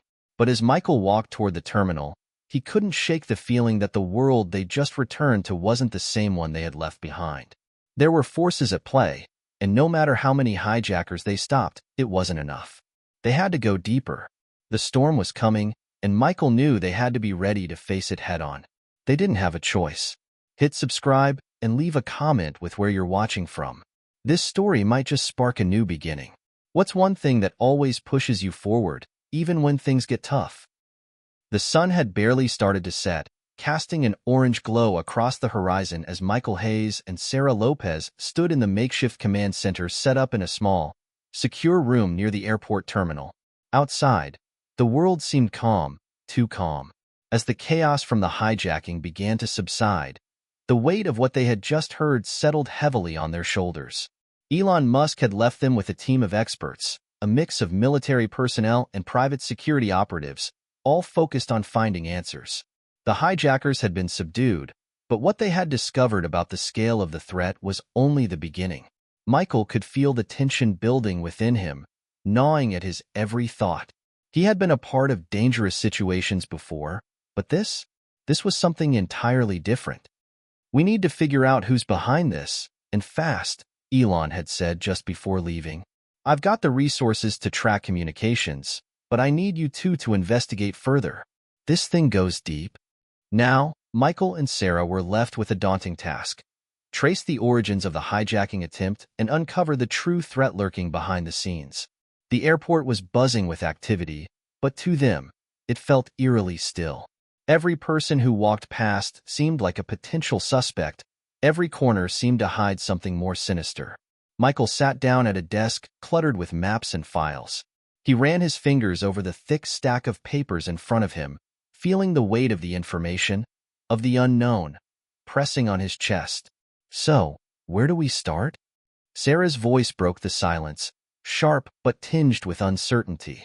"We have a whole network to track down, and the clock's ticking." Michael rubbed his temples, trying to focus. "Let's go over the details one more time," he suggested. "We know the hijackers were just a part of something bigger, but how does this network operate? What's their endgame?" Sarah, ever the methodical thinker, flipped open a file to review the details. "The hijackers had no known connections to each other before today. But we've got one thing in common. They were all given the same set of instructions, right down to the plane's takeoff time. This wasn't a random act. They were following someone's orders." Michael nodded. He had seen enough to know that whoever was pulling the strings had planned this attack carefully. It wasn't just a hijacking for ransom or political leverage. It felt more strategic, more calculated. "There's more," Sarah continued, her voice tight. "We've intercepted some encrypted communication, but we can't break it yet. There's a name that keeps coming up in the data, Zeta." "Zeta?" Michael repeated, frowning. "What does that mean?" "We don't know," Sarah replied, "but we're digging into it. I think it might be a code name, or it could be the mastermind behind this whole operation." Michael's stomach churned at the thought of a faceless mastermind orchestrating such a complex attack from the shadows. "So we're dealing with a ghost, someone who's been careful enough not to leave a trace." Sarah nodded. "That's why this is going to take time. But we're not alone. We've got resources, and we've got Elon's backing. We just need to make sure we're not being watched while we figure this out." Michael looked out the window, his thoughts clouded by everything they had uncovered in the last few hours. The threat was far from over, and as much as they wanted to relax, he knew it wasn't safe yet. The world had shifted, and it felt like they were right in the eye of a storm. Just then, the door to the room opened, and one of the security officers stepped in. "Sir, we've got something. You need to see this." Michael stood up quickly, his instincts kicking in. "What is it?" The officer handed him a tablet, the screen already displaying a grainy video. The footage showed the inside of a high-tech command center. Neon lights flashing, large screens filling the walls. At the center of the room was a figure, hidden in shadow, their face obscured. Michael's heart skipped a beat as he leaned in closer to the screen. "That's Zeta," Sarah whispered, her voice filled with disbelief. Michael studied the figure, trying to make sense of the blurry video. But the only thing that was clear was the person's commanding presence. This wasn't someone acting alone. This was a mastermind, someone with resources, influence, and power far beyond the hijackers they had just fought. The figure in the video spoke, but the words were muffled and distorted. "Phase 1 is complete. Initiating Phase 2. Prepare for the next step." Michael's jaw tightened. "What's Phase 2? "I don't know," Sarah muttered, her brow furrowing. "But whatever it is, it's bigger than anything we've seen." Michael took a deep breath, his mind racing. "We need to find Zeta, and fast. Whatever Phase 2 is, it's happening now, and we need to be ready to stop it." The room went quiet for a moment, the gravity of the situation settling in. Sarah and Michael exchanged a look, and in that brief moment, they both understood the same thing. This wasn't just about preventing one hijacking. This was about stopping a shadowy organization that had infiltrated everything they thought they knew. Michael clenched his fists, determination flooding through him. We're not going to let them win. Let's get to work. Michael and Sarah worked tirelessly over the next few hours, the hum of computers and the quiet buzz of voices in the command center filling the air. The video they'd received from the security officer was a lead, a disturbing one, but it was just the tip of the iceberg. Zeta was an enigma, a shadow in the digital world, but they were determined to dig deeper and uncover more. They had tracked Zeta's operations to a remote facility, somewhere on the outskirts of a city not far from the airport. But there was something about the place that didn't sit right. Michael felt it in his gut. The way Zeta's messages had been worded in the video, calculated, precise, and cold, told him that this wasn't just about money or political power. This was something far more dangerous, something personal. Sarah, who had been sifting through encrypted data, looked up from her laptop, her eyes narrowing. I've got something. It's not much, but it's a start. Zeta's organization, whatever they are, has been linked to several attacks around the world. There's a pattern emerging. Michael walked over, leaning over her shoulder to examine the screen. What kind of attacks? Mostly cyber attacks, and some physical operations, like the hijacking today. But it's the timing that's interesting. These attacks are happening at the same time as high-profile corporate meetings, political summits. It's almost as if they're trying to disrupt the world's power structures. Michael's mind raced. So they're not just after a ransom. They're trying to destabilize the global system. Sarah nodded. Exactly. And they're doing it from the shadows. No one knows who they are or what their true endgame is. Michael stepped back, rubbing his chin thoughtfully. The more they uncovered, the more the pieces of the puzzle began to shift into place. He glanced over at Sarah. We need to get to that facility. We might find more answers there. Maybe even Zeta. Sarah's eyes met his, determination burning in her gaze. I'm with you, but we can't just rush in. We need a plan. Michael nodded in agreement. They couldn't afford to make any more mistakes. They had to be smart, tactical, and prepared for whatever awaited them. If they were going to find Zeta, they needed to approach this with precision.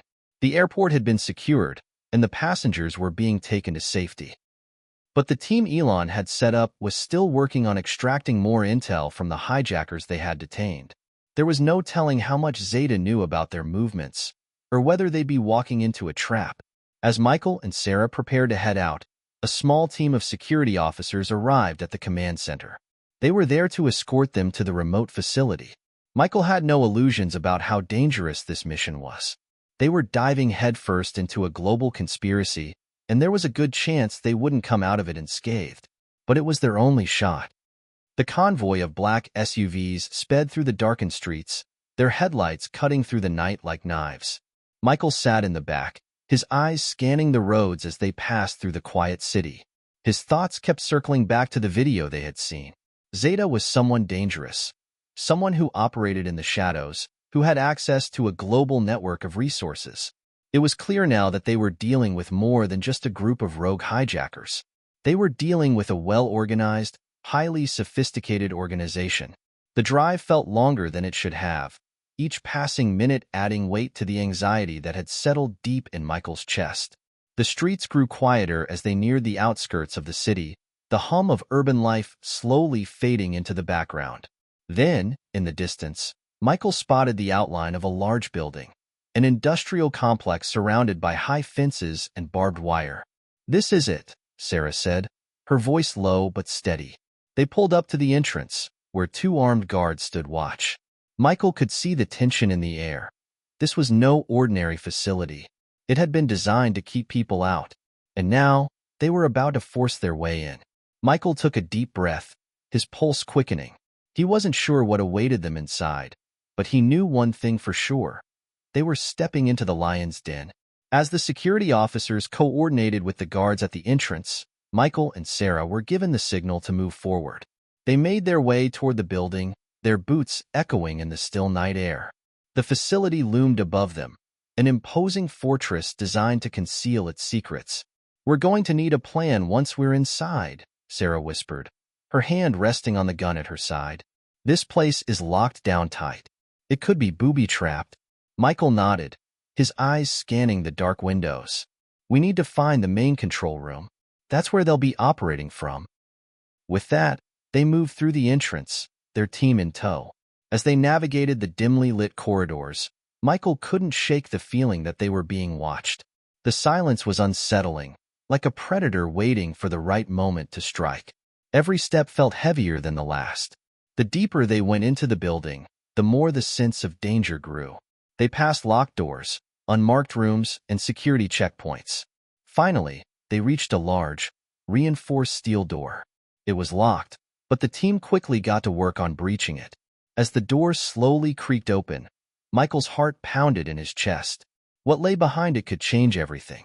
The door swung wide, revealing a room full of monitors, each one displaying live feeds of different parts of the world. Every screen filled with data and images that Michael couldn't yet make sense of.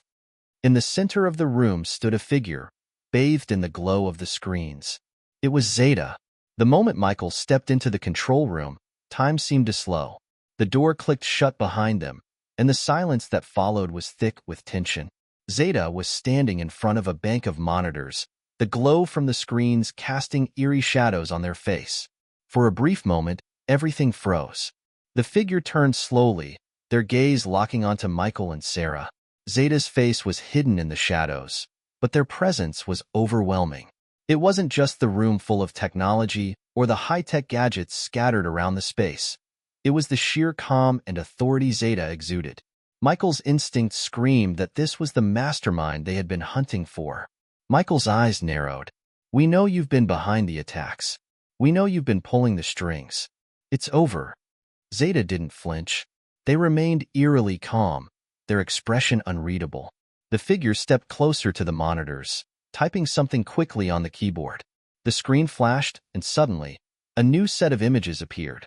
Satellite footage of different locations around the globe.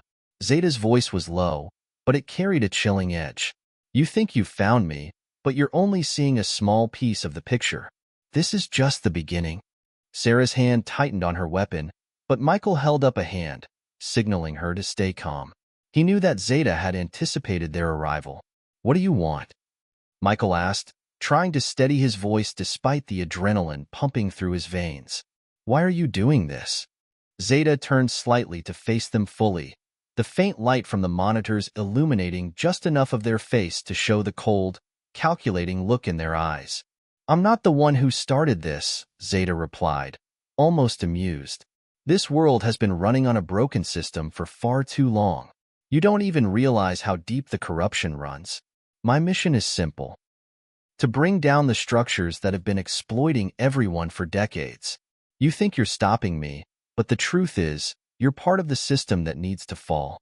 Michael's stomach churned. "You're willing to cause chaos, ruin lives, just to bring down a system that you blindly protect?" Zeta interrupted, their voice rising just a touch, yet still maintaining that calm, controlled tone. "You can't see it, can you? You're all pawns in a game you don't even know you're playing. You've never questioned the powers that control the flow of information, resources, people. I'm giving people a chance to take it all back." Sarah scoffed. "By hijacking planes? By killing innocent people?" Zeta's lips curled into a faint smile, though it wasn't one of amusement. It was cold, distant, as if the lives lost were nothing more than an afterthought. Collateral damage, if you will. But it's all part of a bigger plan. There are bigger forces at play than you realize. Michael's mind raced. Who else is involved? Who are you working with? Zeta didn't answer immediately. Instead, they glanced at the screen, which was now displaying a countdown. Michael could feel his heart sink. "What's that?" he asked, stepping closer. "Phase 2, Zeta said quietly, the words hanging heavy in the air. "It's already in motion. You can't stop it now." Before Michael could respond, Sarah's voice cut through the tension. "We've been tracking you for hours. Your network is big, but it's not invincible. We'll expose you." Zeta's expression remained unchanged. "You can try, but by the time you figure out what's happening, it'll already be too late." As Zeta spoke, the countdown on the screen reached its final seconds. Michael's pulse quickened as the realization hit him. They weren't just dealing with one hijacking or even one attack. They were part of a much larger, far more dangerous operation that had been planned for months, maybe even years. Suddenly, an alarm blared, and the room was bathed in red emergency lights. Zeta's smile widened as they watched the countdown reach 0. "It's already begun," they said with a calm finality. Michael's heart raced as he exchanged a glance with Sarah. There was no time to waste. They had to act fast. But before either of them could make a move, the facility's doors slammed shut, and the air around them grew cold. The countdown wasn't just for a digital attack. It was the signal for something far more lethal. Michael didn't know what was happening, but the feeling of dread that settled over him told him they were no longer just in a high-tech facility. They were in a trap. "Get ready," Sarah whispered, her hand gripping her gun tighter as she motioned for Michael to take cover. Zeta, still calm, watched them with an unsettling serenity. "You think you can stop me? You think you can save the world?" they said softly. "There's no saving it anymore." And just as Michael was about to move, the walls trembled as an explosion rocked the building, sending shockwaves through the air. The blast sent Michael crashing to the ground, the force of the explosion reverberating through his body. He barely had time to react before debris rained down around him. The emergency lights flickered, casting everything in a blood-red glow. Panic surged as the alarms blared louder, signaling something far worse than a mere power failure. "Sarah!" Michael shouted, pushing himself up, the air thick with smoke and dust. His head spun, but he forced himself to focus, scanning the room for any sign of her. The blast had disoriented him, but he couldn't afford to lose her now. They were too deep in enemy territory. Through the haze, he saw her, on the ground, crawling toward a piece of cover near one of the walls. Blood dripped from a cut on her forehead, but she was alive. Michael rushed toward her, his heart pounding. "I'm good," Sarah said through gritted teeth as he helped her up. Her voice was strained, but there was no fear in her eyes, just determination. She wiped the blood from her brow. "Zeta's gone, and so is the countdown. They triggered something else?" Michael nodded, his mind racing. The explosion wasn't just a distraction. It was a diversion for something bigger. "We need to get out of here now." But as they turned to leave, the sound of heavy footsteps echoed through the hall. Someone was coming. Michael pulled Sarah into the shadows, and they crouched low, hoping to remain unseen. "Whoever they are, they're not going to stop us," Sarah whispered, her voice tight with resolve. Michael's hand tightened around his weapon. He wasn't sure if it was Zeta's people or some other force, but he knew that they had to act fast. The building was already compromised, and they couldn't afford to be trapped here. As the footsteps drew closer, Michael and Sarah moved silently, slipping down a side corridor toward the back exit. They couldn't trust the front doors anymore. They'd be blocked by armed guards or worse, waiting for them. The hallway was eerily quiet except for the pounding of their footsteps. Every corner they turned felt like a potential ambush, but there was no turning back. They had to keep moving. The exit door came into view, locked, but not impenetrable. Michael reached for his tools and quickly got to work, his hands shaking slightly with the rush of adrenaline. He knew they couldn't afford to be caught here. They had to make it out alive to find Zeta and stop whatever was coming next. Behind them, the footsteps stopped. A door slammed open. "Now," Michael muttered, pressing a button to open the door. It creaked loudly, but they were already through it before anyone could react. Outside, the night was calm, the crisp air hitting them like a slap in the face. But it was a false calm. The real storm was inside the building, and it was only a matter of time before it came crashing down. "Where's the nearest extraction point?" Sarah asked, her voice steady despite the chaos. Michael scanned the area. They had to move fast. "There's a safe house 2 miles from here. We can regroup and figure out our next move." They ran, their breaths coming in sharp bursts, each step bringing them closer to safety. But the closer they got, the more Michael's mind kept circling back to Zeta. The explosion was just the beginning.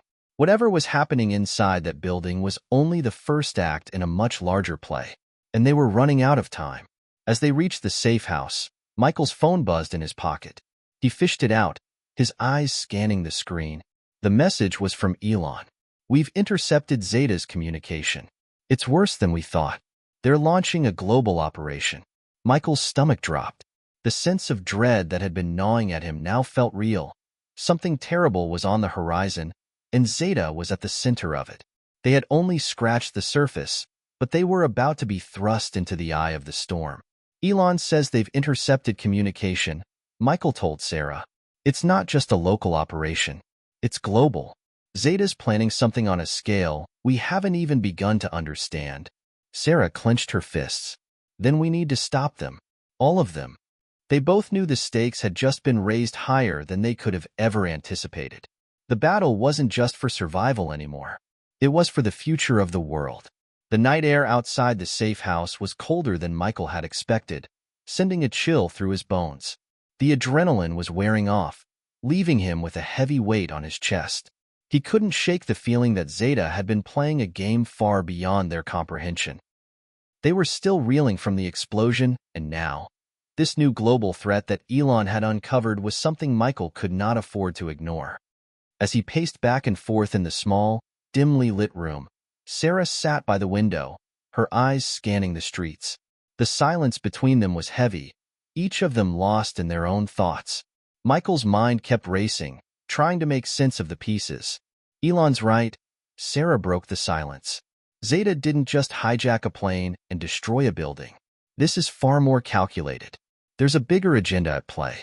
We have to figure out what it is before it's too late. Michael turned to her, his expression hardening. But how? They've covered their tracks too well.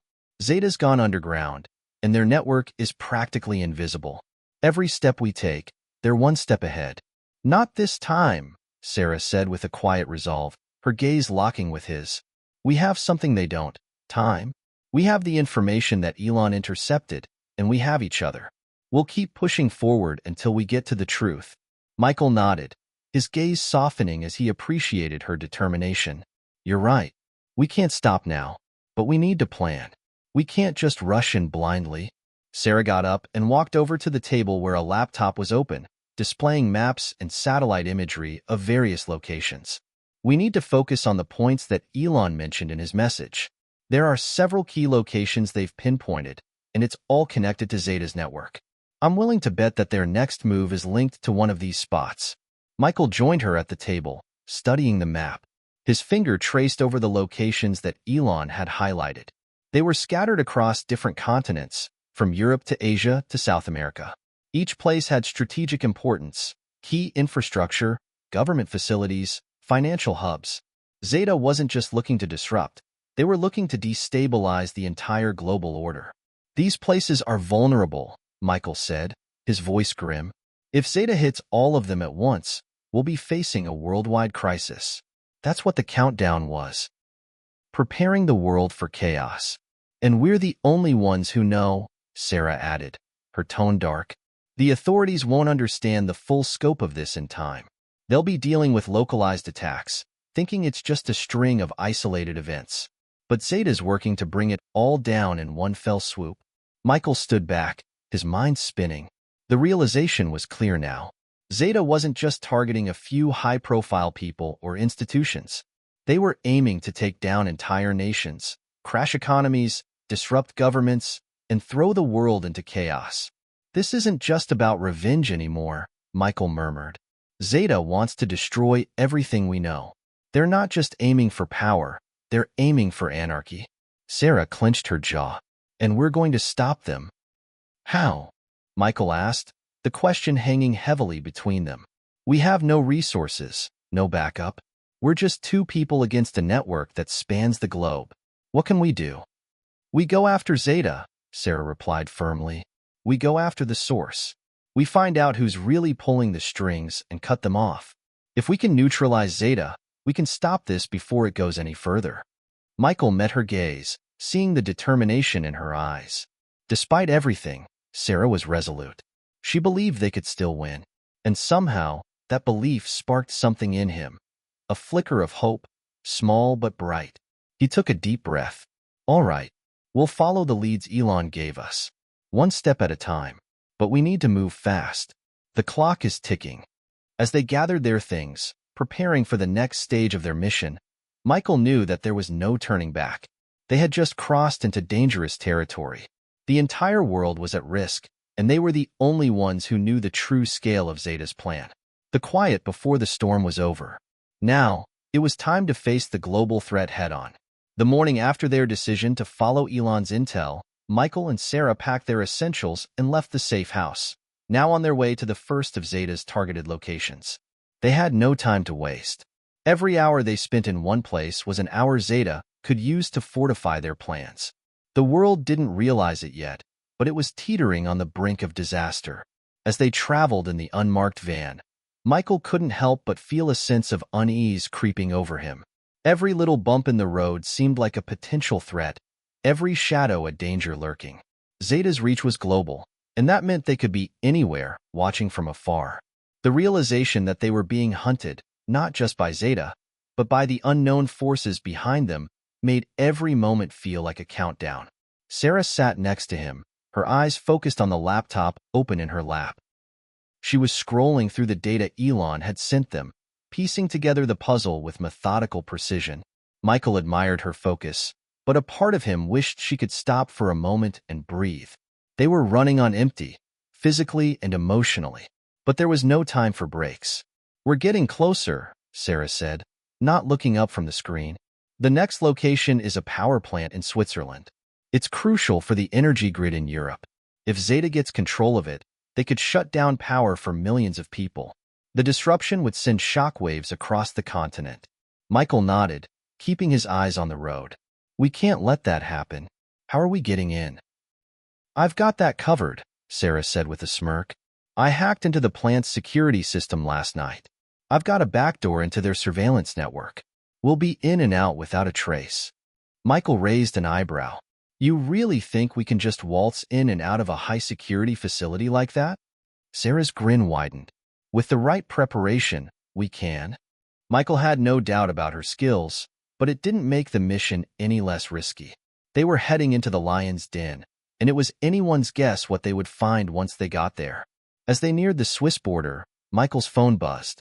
It was a message from Elon. "Be careful. Zeta's network has eyes everywhere. You're not alone, but neither are they." Michael's stomach dropped. He had suspected they weren't alone. There were other players in this game, but to hear it from Elon made it real. There were forces beyond Zeta and their own small group.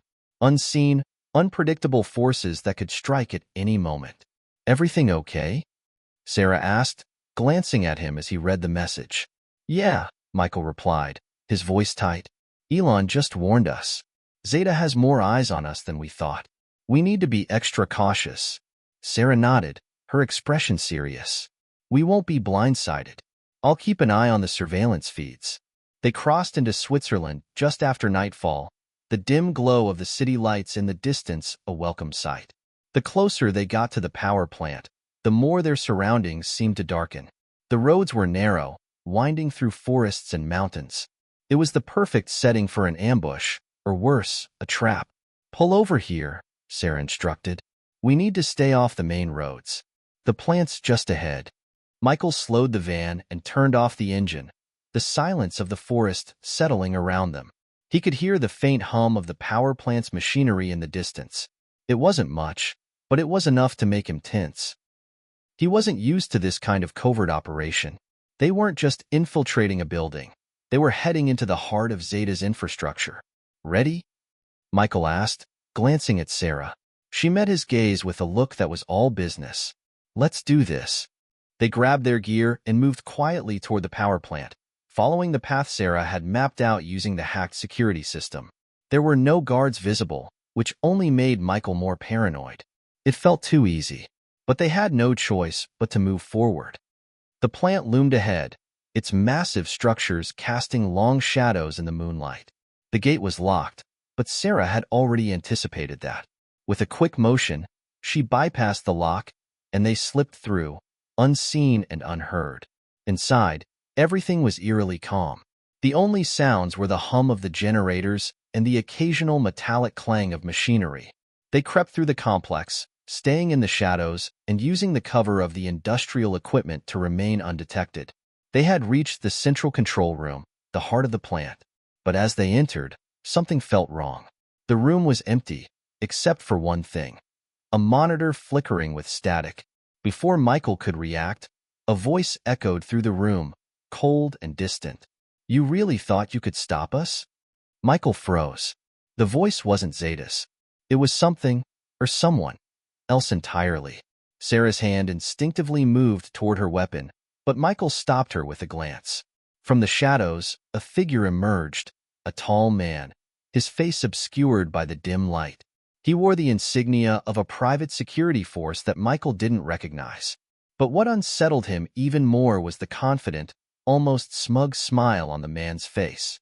"I suggest you leave while you still can," the man said, his voice dripping with menace. "Zeta is only one part of the equation. There are bigger forces at work now." Michael's mind raced. Who was this guy?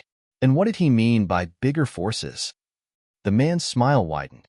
"You're already too late." With a sudden motion, he activated something on the control panel. The entire power plant shook as if something large and dangerous was coming to life. The countdown had begun again.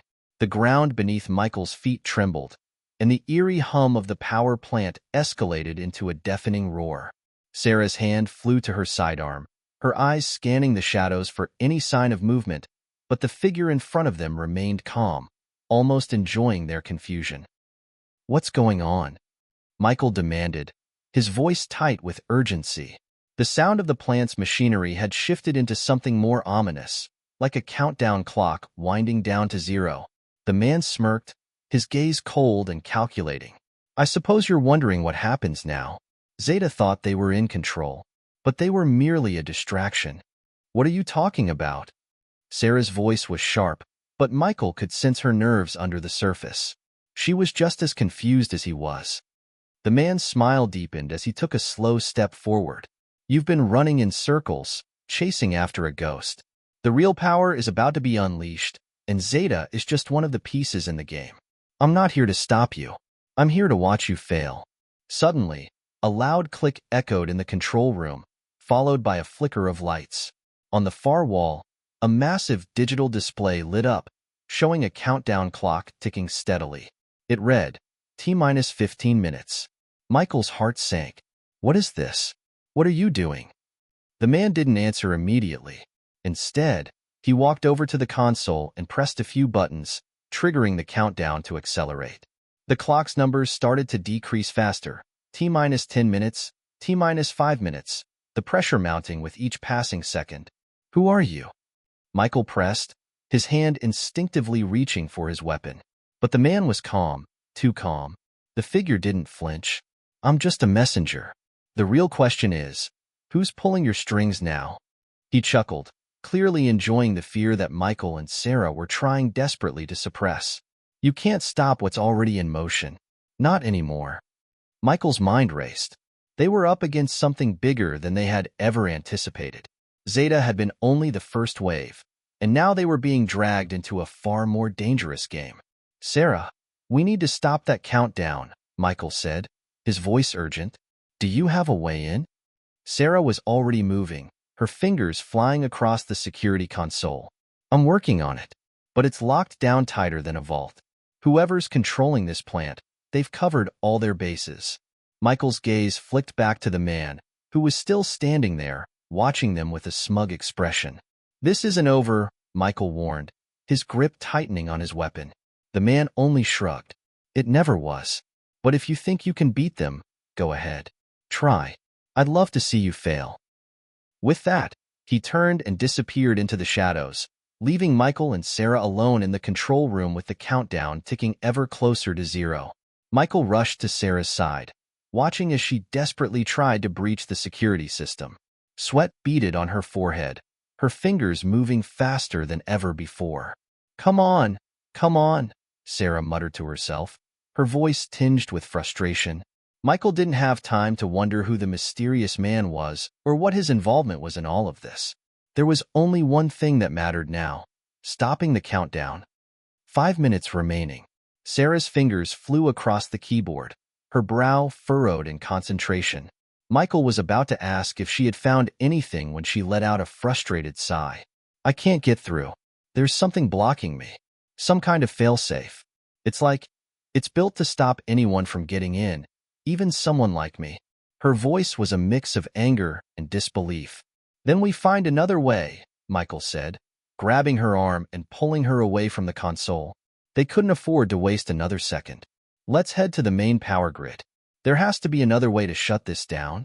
Sarah nodded, already moving toward the door. They had no choice but to act fast. The clock was still ticking, and they could feel the weight of every passing second. As they ran down the narrow hallways of the plant, the low hum grew louder. The plant felt different now, alive with energy, as if the countdown had awakened something more dangerous than just the machinery. 2 minutes remaining. Michael pushed open a door that led into the central power grid room. The walls were lined with rows of blinking lights, switches, and enormous turbines that hummed with power. But something was off. There was an unnatural stillness in the air, like the calm before a storm. And then they saw it. A massive generator, larger than anything they'd seen before, pulsed in the center of the room. The air around it seemed to vibrate with raw energy. "What the hell is that?" Sarah whispered, her eyes wide with shock. Michael's breath caught in his throat. The generator wasn't just a power source, it was a weapon. The countdown was the activation sequence. If they didn't stop it, it would trigger a catastrophic release of energy that could cause a global blackout. The world would spiral into chaos. Sarah rushed to the control panel at the generator's side. "I can disable this. Just give me a second." But Michael wasn't sure they had that long. 1 minute remaining. "Sarah, hurry," he urged, his voice thick with panic. "I'm trying. It's not responding. This system is." Before she could finish, a sudden explosion rocked the room. The lights flickered, the ground shook, and the door to the grid room slammed open. Figures flooded in, armed and ready. "Too late," a voice from the shadows called out. "It's already in motion." Michael's heart dropped as he turned to face the intruders. They were surrounded. The world was about to change, and there was nothing they could do to stop it. The armed figures who had stormed into the grid room didn't hesitate.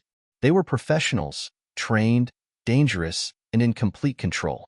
Michael and Sarah were on the edge, their options dwindling with every second that ticked down.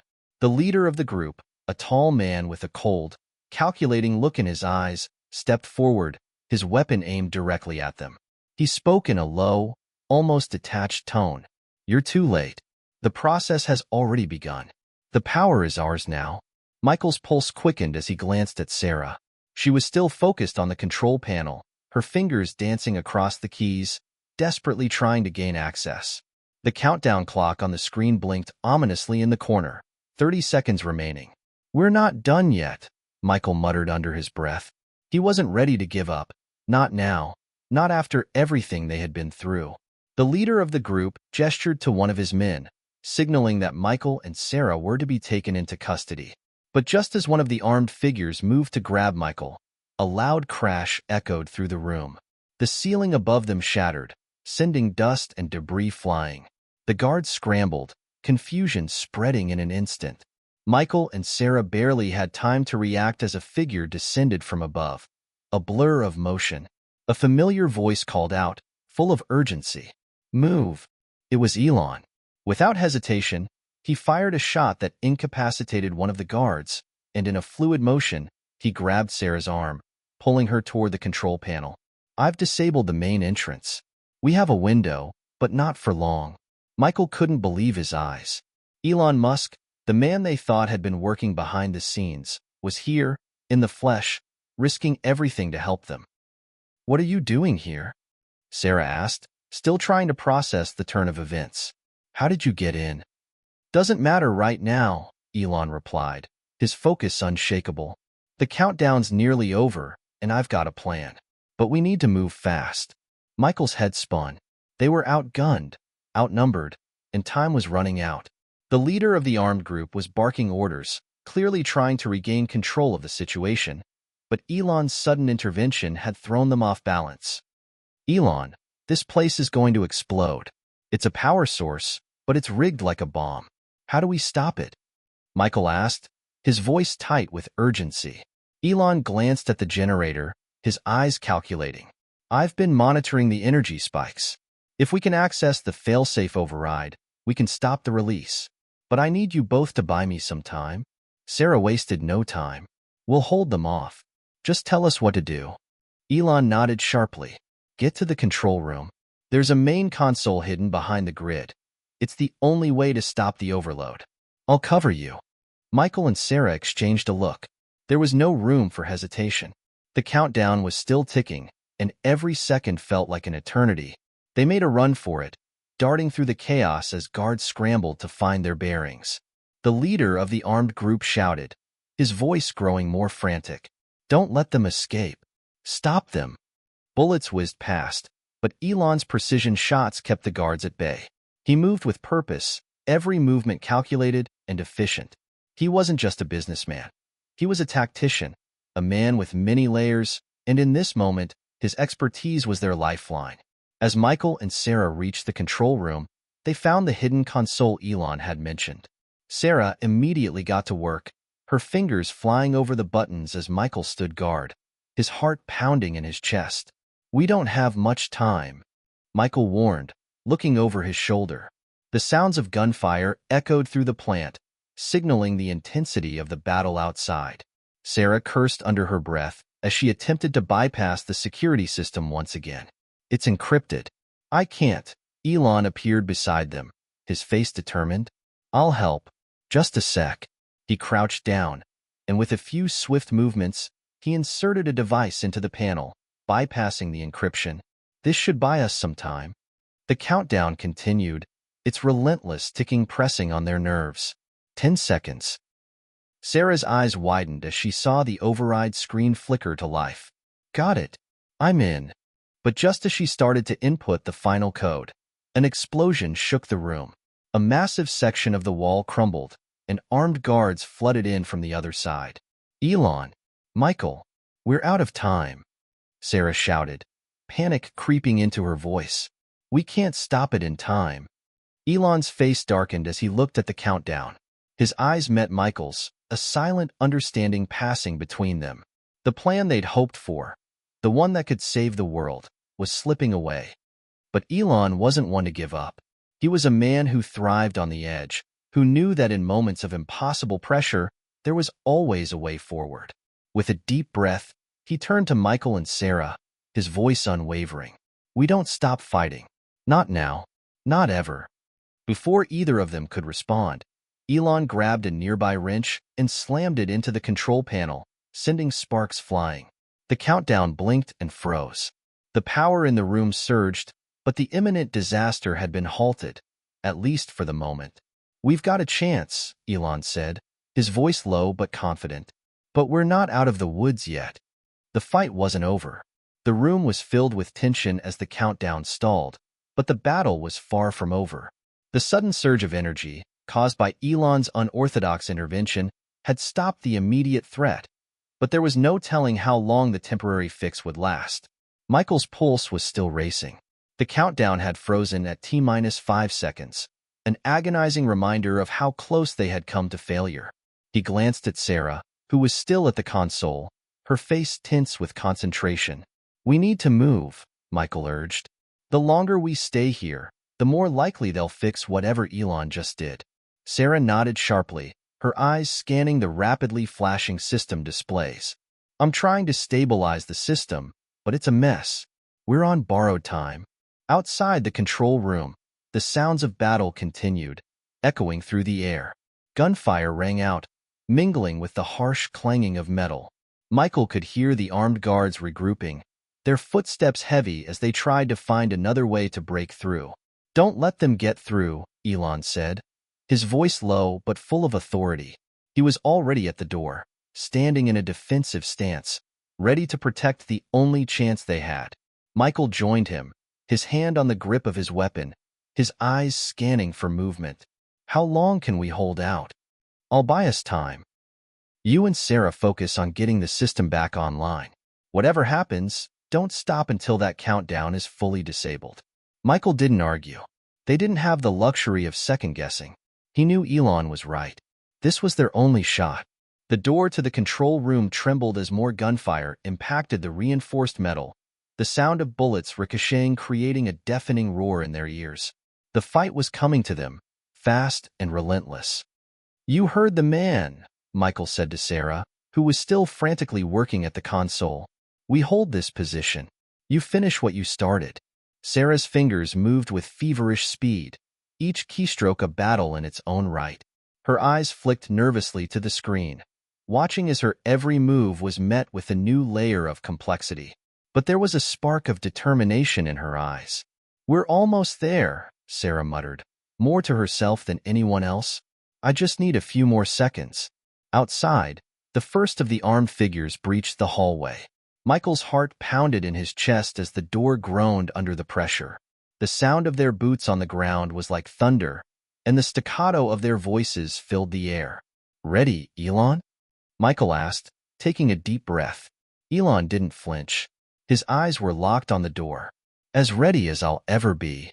The door splintered, and through the crack, the first guard appeared, his weapon raised, aiming directly at them. Michael didn't wait.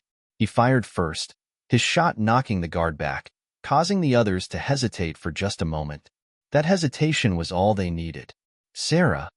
Michael shouted. "How much longer?" "Almost there," she said, her voice strained. Her fingers hovered over the keys. "Only a few commands left. This is it. If I can just override the final layer." Another explosion rocked the building, throwing Sarah off balance for a moment. She quickly regained her composure, refusing to let anything stop her. The guards didn't wait for another opportunity. They advanced, firing through the door, forcing Michael and Elon to duck for cover. "We can't keep this up," Michael said, grinding his teeth. "There's too many of them." Elon shook his head. "We have no choice. We hold the line until she finishes it. Just focus on that door." Michael's fingers tightened on the weapon as he crouched low, aiming for the weak spots in the door where the guards were trying to break through. Every shot felt like a gamble, but it was a gamble they had to take. "Done!" Sarah shouted, her voice triumphant. Michael barely had time to process the words before the screens before them blinked to life, the countdown frozen at 0. The entire system was disarmed. "Sarah, we did it!" Michael exclaimed, a surge of adrenaline rushing through him. But his relief was short-lived. There was still a battle to fight, and they weren't out of danger yet. Elon quickly moved to their side. "We need to get out of here. The rest of the plant will go critical in minutes." Michael's heart sank. The fight wasn't over, and time was still slipping through their fingers. The countdown may have stopped, but they still had to survive the explosion that was coming from the aftermath of their fight. "We need an exit," Elon said, scanning the room for a possible escape route. "There's a secondary exit through the ventilation shafts in the back. We'll use that to get out of here." But the guards had regrouped, and their footsteps were closing in quickly. There was no more time to waste. "Follow me," Elon said, motioning toward the ventilation shaft. "Now." Without hesitation, Michael and Sarah followed Elon through the narrow passageways of the plant, hearing the sound of battle raging behind them. They could only hope they were fast enough to escape. As they crawled through the darkened vents, the air grew thick with tension. The distant sound of sirens wailed outside, and the floor beneath them trembled with the impending danger of the plant's core reacting to the damage caused during their fight. The building was unstable, and every minute they spent inside increased the risk of a catastrophic collapse. They finally emerged into a dimly lit alley on the outskirts of the power plant. The cold night air hit their faces, and Michael breathed in deeply, savoring the taste of freedom. Elon, still composed as ever, turned to face them. "We made it. But the real battle has just begun." Michael nodded, the weight of the night's events pressing down on him. They had prevented a disaster, but the forces at play were far from over. There was a much bigger game happening, and this was only the beginning. "Where do we go from here?" Sarah asked, her voice laced with exhaustion. Elon looked up at the sky, his expression unreadable. "We keep moving forward. This is far from over." And so, the journey continued, with new challenges on the horizon. The fight for the future was only just beginning. The cool air was a welcome relief after the chaos of the plant.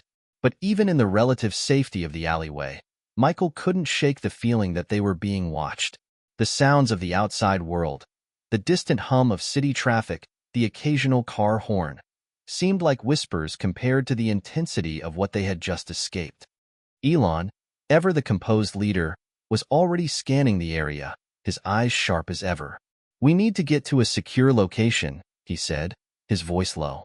"There's no telling how long it will take before they trace us here." Michael didn't need any more convincing. He nodded at Sarah, who was still catching her breath from the ordeal. Despite the tension, she managed a shaky smile. "We made it," she said, but her voice faltered. I can't believe it." "It's not over," Elon reminded them. "We stopped the countdown, but the people behind this aren't just going to let us walk away. They'll be after us, and they'll be willing to do whatever it takes to finish what they started." Sarah's face hardened. "We're not going down without a fight."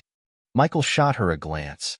He could see the resolve in her eyes, the same determination that had fueled her throughout their escape. But the reality of the situation was clear. They were dealing with people who had access to massive resources, and if they were willing to blow up an entire power plant, what else were they capable of? "Elon," Michael began, "what's our next move? We need to expose them before they can do more damage." Elon gave a small, grim smile. "That's exactly what I intend to do. But first, we need to disappear. If they find us, we're done." The three of them started moving, weaving through the alleyways to avoid being seen. Michael kept his senses heightened, eyes darting from one shadow to another, listening for the faintest sound that might indicate danger.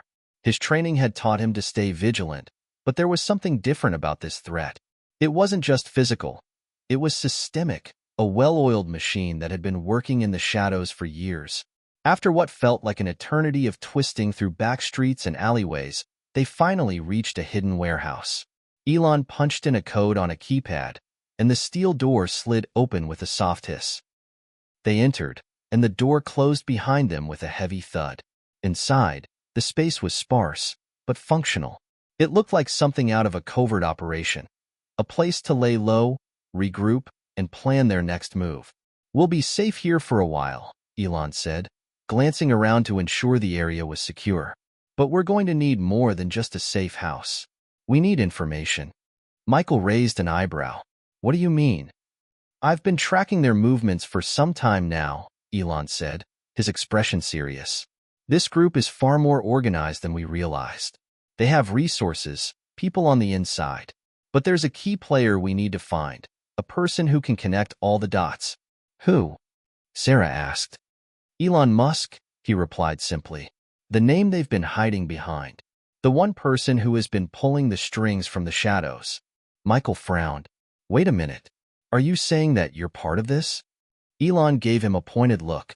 "I'm not the enemy, but there are others who will stop at nothing to get what they want, and they'll use my name to cover their tracks. If we're going to stop them, we need to expose the truth." Sarah stepped forward. "How do we find this person?" "We start with what we know," Elon said, his voice firm. "They've been operating in the dark, but I've got access to some of their encrypted files. It's not a matter of if we can find them, it's when." "Then let's get to work," Michael said, a new fire in his eyes. "We're not just running anymore. We're hunting them down." Elon led them to a small workstation at the far end of the warehouse, where a laptop was set up. He typed rapidly, pulling up a series of encrypted files and documents. He glanced back at Michael and Sarah. "It's going to take some time to crack this," he said, "but I'm confident we'll find something useful." They huddled around the laptop, watching as Elon worked. The glow of the screen illuminated their faces, but the shadows in the room seemed to grow deeper with every passing minute. Michael's mind raced. Every second they spent here, they were at risk. But he knew Elon was right. This was their best shot. If they could uncover the truth, they could stop the people behind this once and for all. Sarah broke the silence. "Do you think they know we're here?" "It's hard to say," Elon said, not looking up from the screen. "They've been tracking us, but they don't have the resources to follow us everywhere. We've got a head start." But as soon as the words left his mouth, the ground beneath them trembled. A low, rumbling sound reverberated through the warehouse. Michael's instincts flared to life, and his hand instinctively reached for his gun. "What the hell was that?" Sarah asked, her voice sharp with concern. Elon stood up, his face suddenly grim. "They know we're here. They found us." The rumbling grew louder, and the building seemed to shake under the weight of whatever was coming. Michael's heart raced. They had no time left. Elon, we need to move, Michael said, urgency in his voice. Now. But before they could react, the warehouse doors burst open, and a group of armed figures flooded in, their weapons raised. We're not running anymore, Michael whispered, his voice cold with determination. The fight had just begun. The warehouse was suddenly alive with the deafening sound of footsteps and the clash of metal as a group of armed assailants stormed in. The heavy, mechanical doors had barely closed behind them before the first burst of gunfire echoed through the air. Michael's heart raced, but his mind was calm. This wasn't the first time he'd found himself in a firefight, but the stakes were higher now.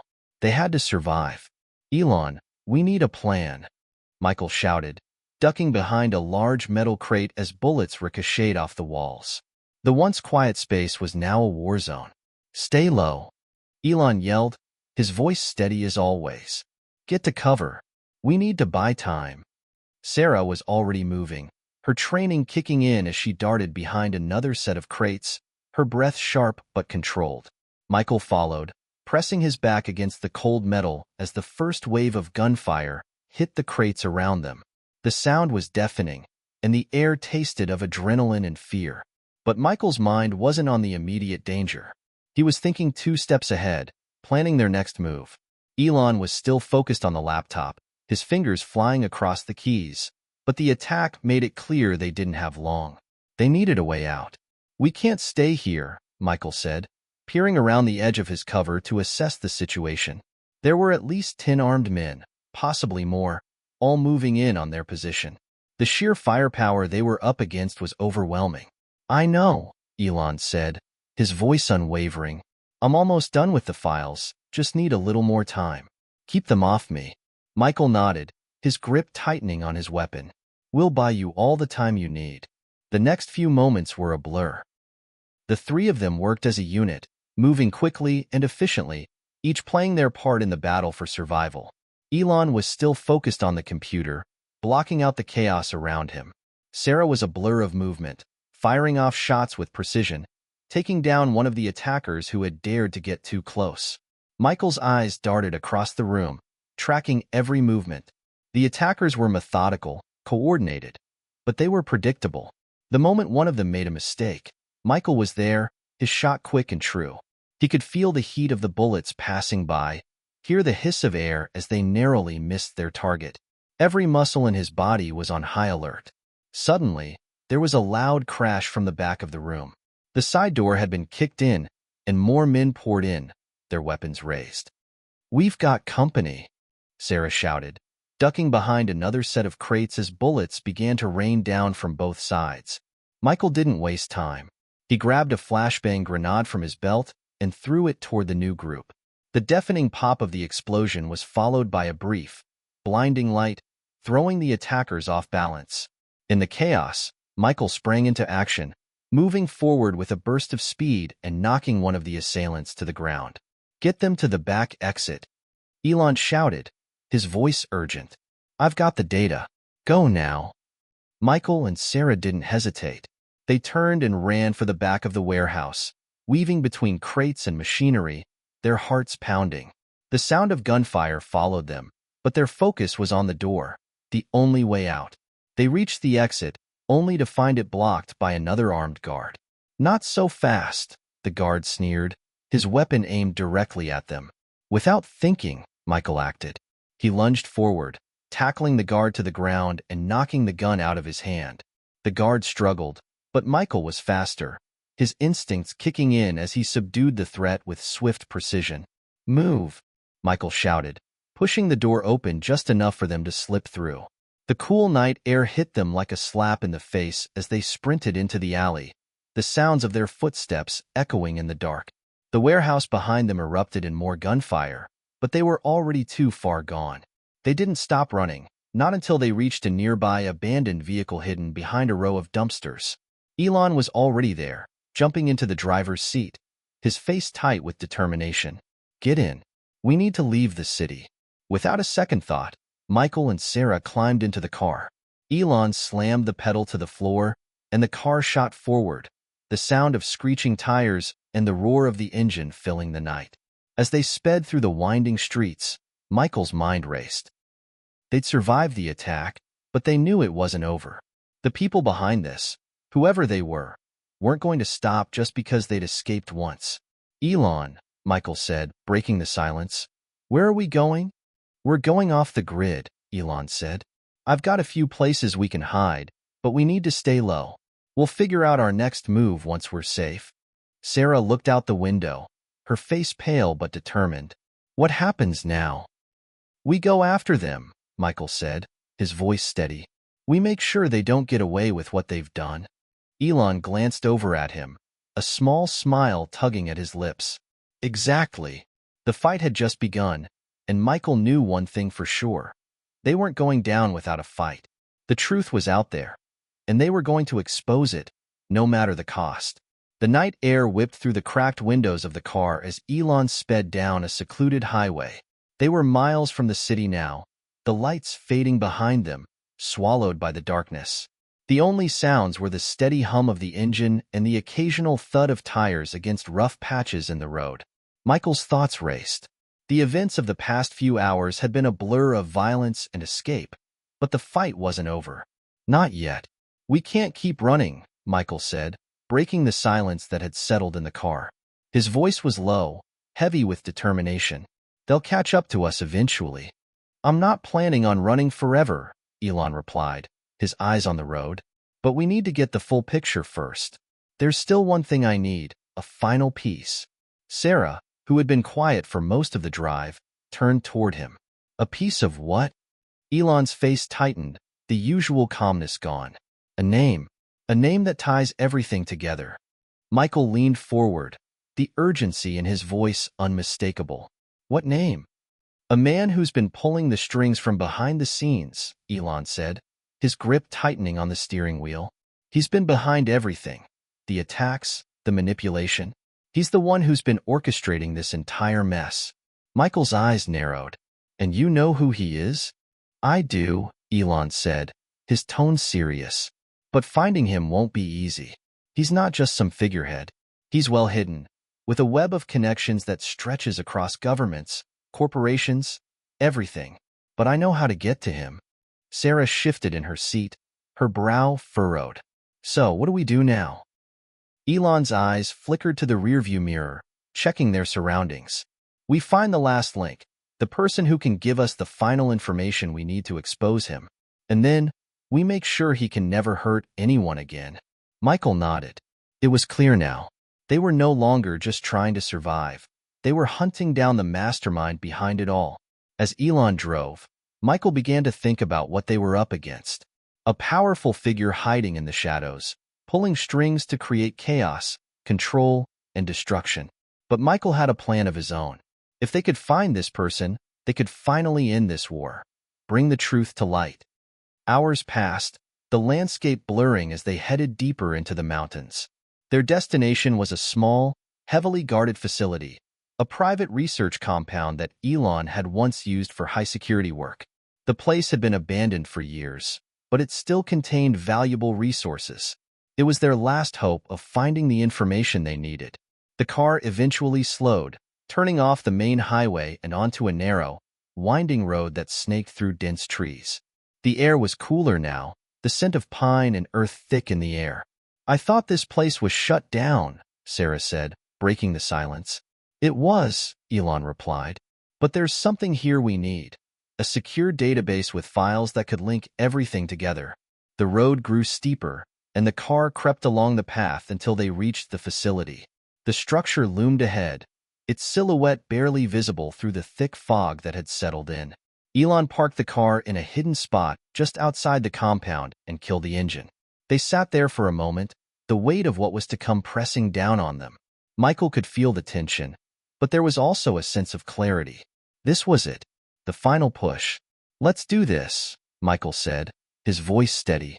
They moved quickly, slipping out of the car and making their way toward the compound's entrance. Elon led the way, using a code to bypass the security system. They entered the building, the air inside cool and stale, the silence deafening. The facility was a maze of corridors, long and dark. They followed Elon's lead, each of them on high alert. As they reached the central server room, Elon turned to them. "We're close," he said. "This is where we'll find everything. The name we need, the connections, the truth." He stepped forward, plugging into the system and pulling up files. Michael and Sarah stood guard, eyes scanning the shadows for any sign of movement. It felt like hours passed before Elon spoke again. "I've got it," he said, his voice a mix of relief and determination. He turned the screen to show them the files, a list of names, connections, dates. And then, the final piece, the name that would break everything open. "Elon, this is," Michael started, but his voice faltered as he saw the name. "This is who's behind all of this?" Elon nodded. "Yes, the man who has been manipulating everything." It was a name Michael never thought he'd see, and yet it made perfect sense. The pieces of the puzzle finally clicked into place. This man had the power to make the impossible happen, to control governments, companies, and even people's lives. And he had been using that power to create chaos, to set the world on a path of destruction. "Elon, we can't just expose him," Sarah said, her voice cold. "We need to bring him down. For good." Michael looked at her, his resolve matching hers. They weren't just trying to stop him. They were going to make sure he could never hurt anyone again. "I know," Elon replied, "and we will. But first, we need to get this information to the right people. We need the whole world to know the truth." They turned to leave, but as they moved toward the exit, the sound of footsteps echoed through the hall. They weren't alone. "Elon," Michael whispered, "we're not getting out of here without a fight." Elon glanced at him, his face set in stone. "I know. Let's make it count." The final confrontation was coming, and this time, they weren't running. The air was thick with tension as Michael, Elon, and Sarah moved swiftly through the darkened halls of the compound. The sound of footsteps grew louder, echoing off the cold concrete walls, signaling that they weren't the only ones in the building anymore. Whoever had been following them had caught up, and they didn't intend to let them leave unscathed. "Elon, Sarah," Michael whispered, his voice sharp with urgency, "we have to move. We don't have much time." Elon nodded, his eyes scanning the shadows ahead. "We can't outrun them, but we can make them regret it." The trio ducked into an adjacent hallway, hoping to find another exit, but it was too late. A group of armed men appeared at the far end, blocking their path. The guns they carried gleamed menacingly in the dim light. Michael's heart pounded in his chest, but his mind was focused. This was it, the final confrontation. There would be no more running. They were going to end this. "Elon, take Sarah and get to the back exit," Michael said, his voice low but filled with authority. "I'll hold them off." "No way," Sarah replied, her tone fierce. "We're in this together." Elon's face was grim. "We don't have time to argue." "Michael's right. We need to get this information out. We'll cover you." Without another word, Elon and Sarah split off, moving silently to flank their attackers. Michael's hand tightened around his weapon as he faced the incoming threat. He had trained for moments like this, but the stakes had never been higher. This wasn't just about survival. It was about exposing the truth, stopping the people who had manipulated so many lives. The attackers advanced, their footsteps deliberate, confident. They knew they had the upper hand, but Michael was ready. He fired first. The shot rang out, a clean, precise hit that dropped the closest assailant to the ground. The others reacted quickly, ducking for cover and returning fire.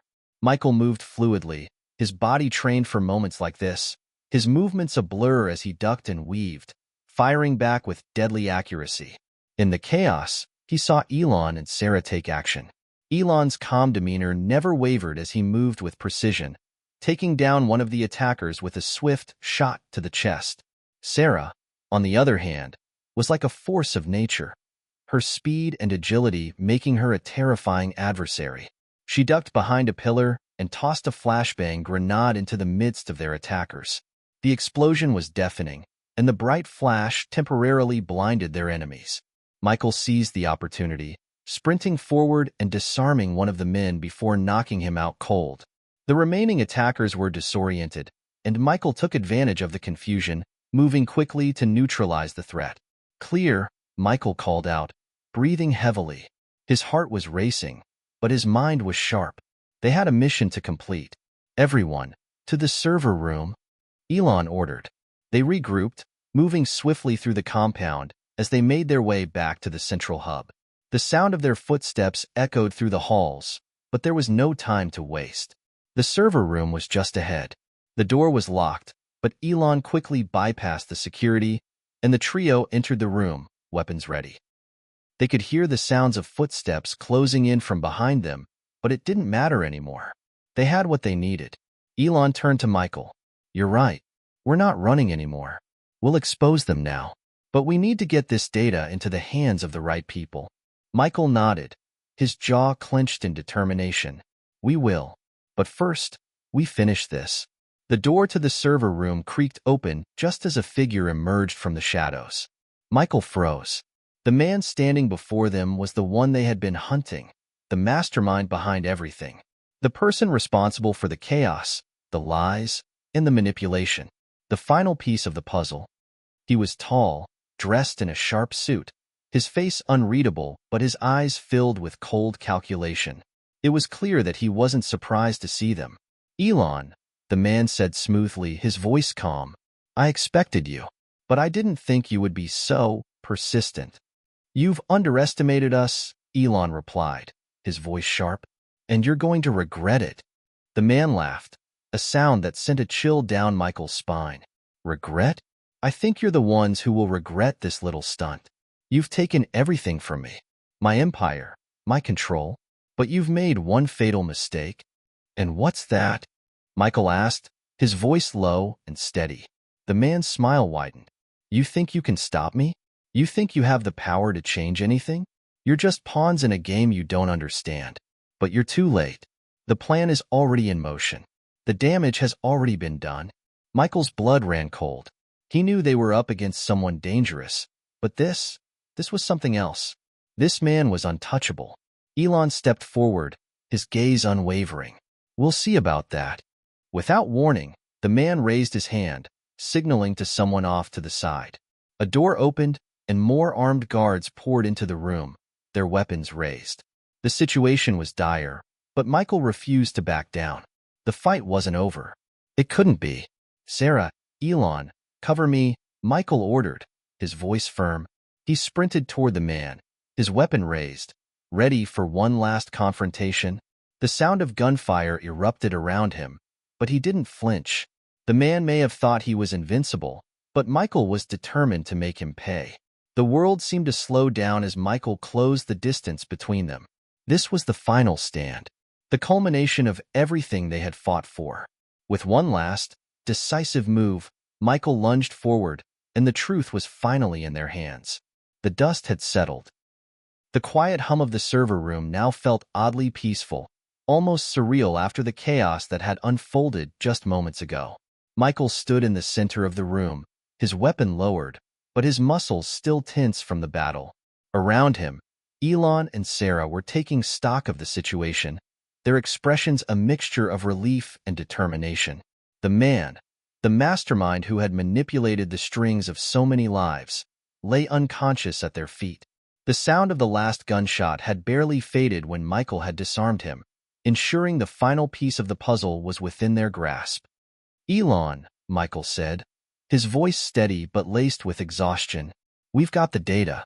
We've got everything.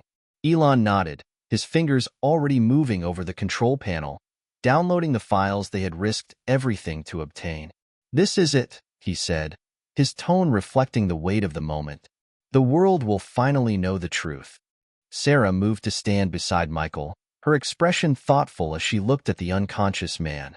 Do you think this is really the end? Or just the beginning of something worse?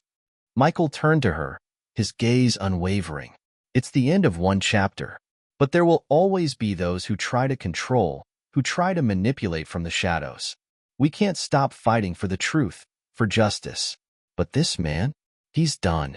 They stood there for a moment in the silence, each of them feeling the enormity of their victory, but also the uncertainty of what came next. Elon finished downloading the files and turned to them. We need to get this to the authorities, to the media. The world needs to see who was behind everything. The attacks, the conspiracies, the lies. It's time to expose it all. Michael nodded, his mind already working through the next steps. And then what? What happens after we hand this over? We make sure the system holds accountable, Elon said, a hard edge to his voice. We make sure that no one like him ever gets the chance to pull the strings again. Michael was quiet for a moment, reflecting on everything that had led them here. The battles, the losses, the unexpected alliances. They had all been necessary pieces of the puzzle, part of the price they'd had to pay to get to this point. Do you think things will really change? Sarah asked, her voice quiet, almost doubtful. Michael's gaze softened as he looked at her. Change doesn't happen overnight. But this is a step towards something better. People will start questioning. They'll see the truth for what it is, and that's how change begins. Then let's make sure we're there to see it, Elon added, his voice steady. We fought for this. Now we have to make sure it doesn't go to waste. The weight of the decision was heavy on them all. But it wasn't just about bringing down a single man. It was about making a statement, about taking a stand for truth, for freedom, for a better world. Their mission had been to stop the corruption from spreading further, to expose the lies and deception that had affected so many lives. Now, they had the power to do that. As they made their way to the exit, Michael couldn't help but feel a flicker of hope in his chest. It wasn't much, not yet, but it was something. They had faced unimaginable odds, fought battles they hadn't expected, and yet they had made it through. Outside, the air was crisp, the sky dark but clear. The sounds of the world seemed so distant now, as though they were standing on the edge of something new, something that could be different, better. Elon pulled out his phone, dialing a secure number. It's time, he said, his tone resolute. Let's make sure they get what's coming to them. Michael and Sarah watched him, their thoughts their own, but the bond between them stronger than ever. They had all sacrificed something to get here, but it was worth it. They had brought the truth to light, and now it was in the hands of those who could do something about it. As the first rays of sunlight began to break through the darkness of the night sky, Michael felt the weight on his shoulders lift, just a little. The fight wasn't over. But maybe, just maybe, they had started something that could change the world. Let's go, Michael said, his voice firm but full of conviction. The world is waiting. And as they drove off into the dawn, the future was uncertain, but it was theirs to shape. Hit subscribe and leave a comment with where you're watching from. This story might just spark a new beginning. What's one thing that always pushes you forward, even when things get tough?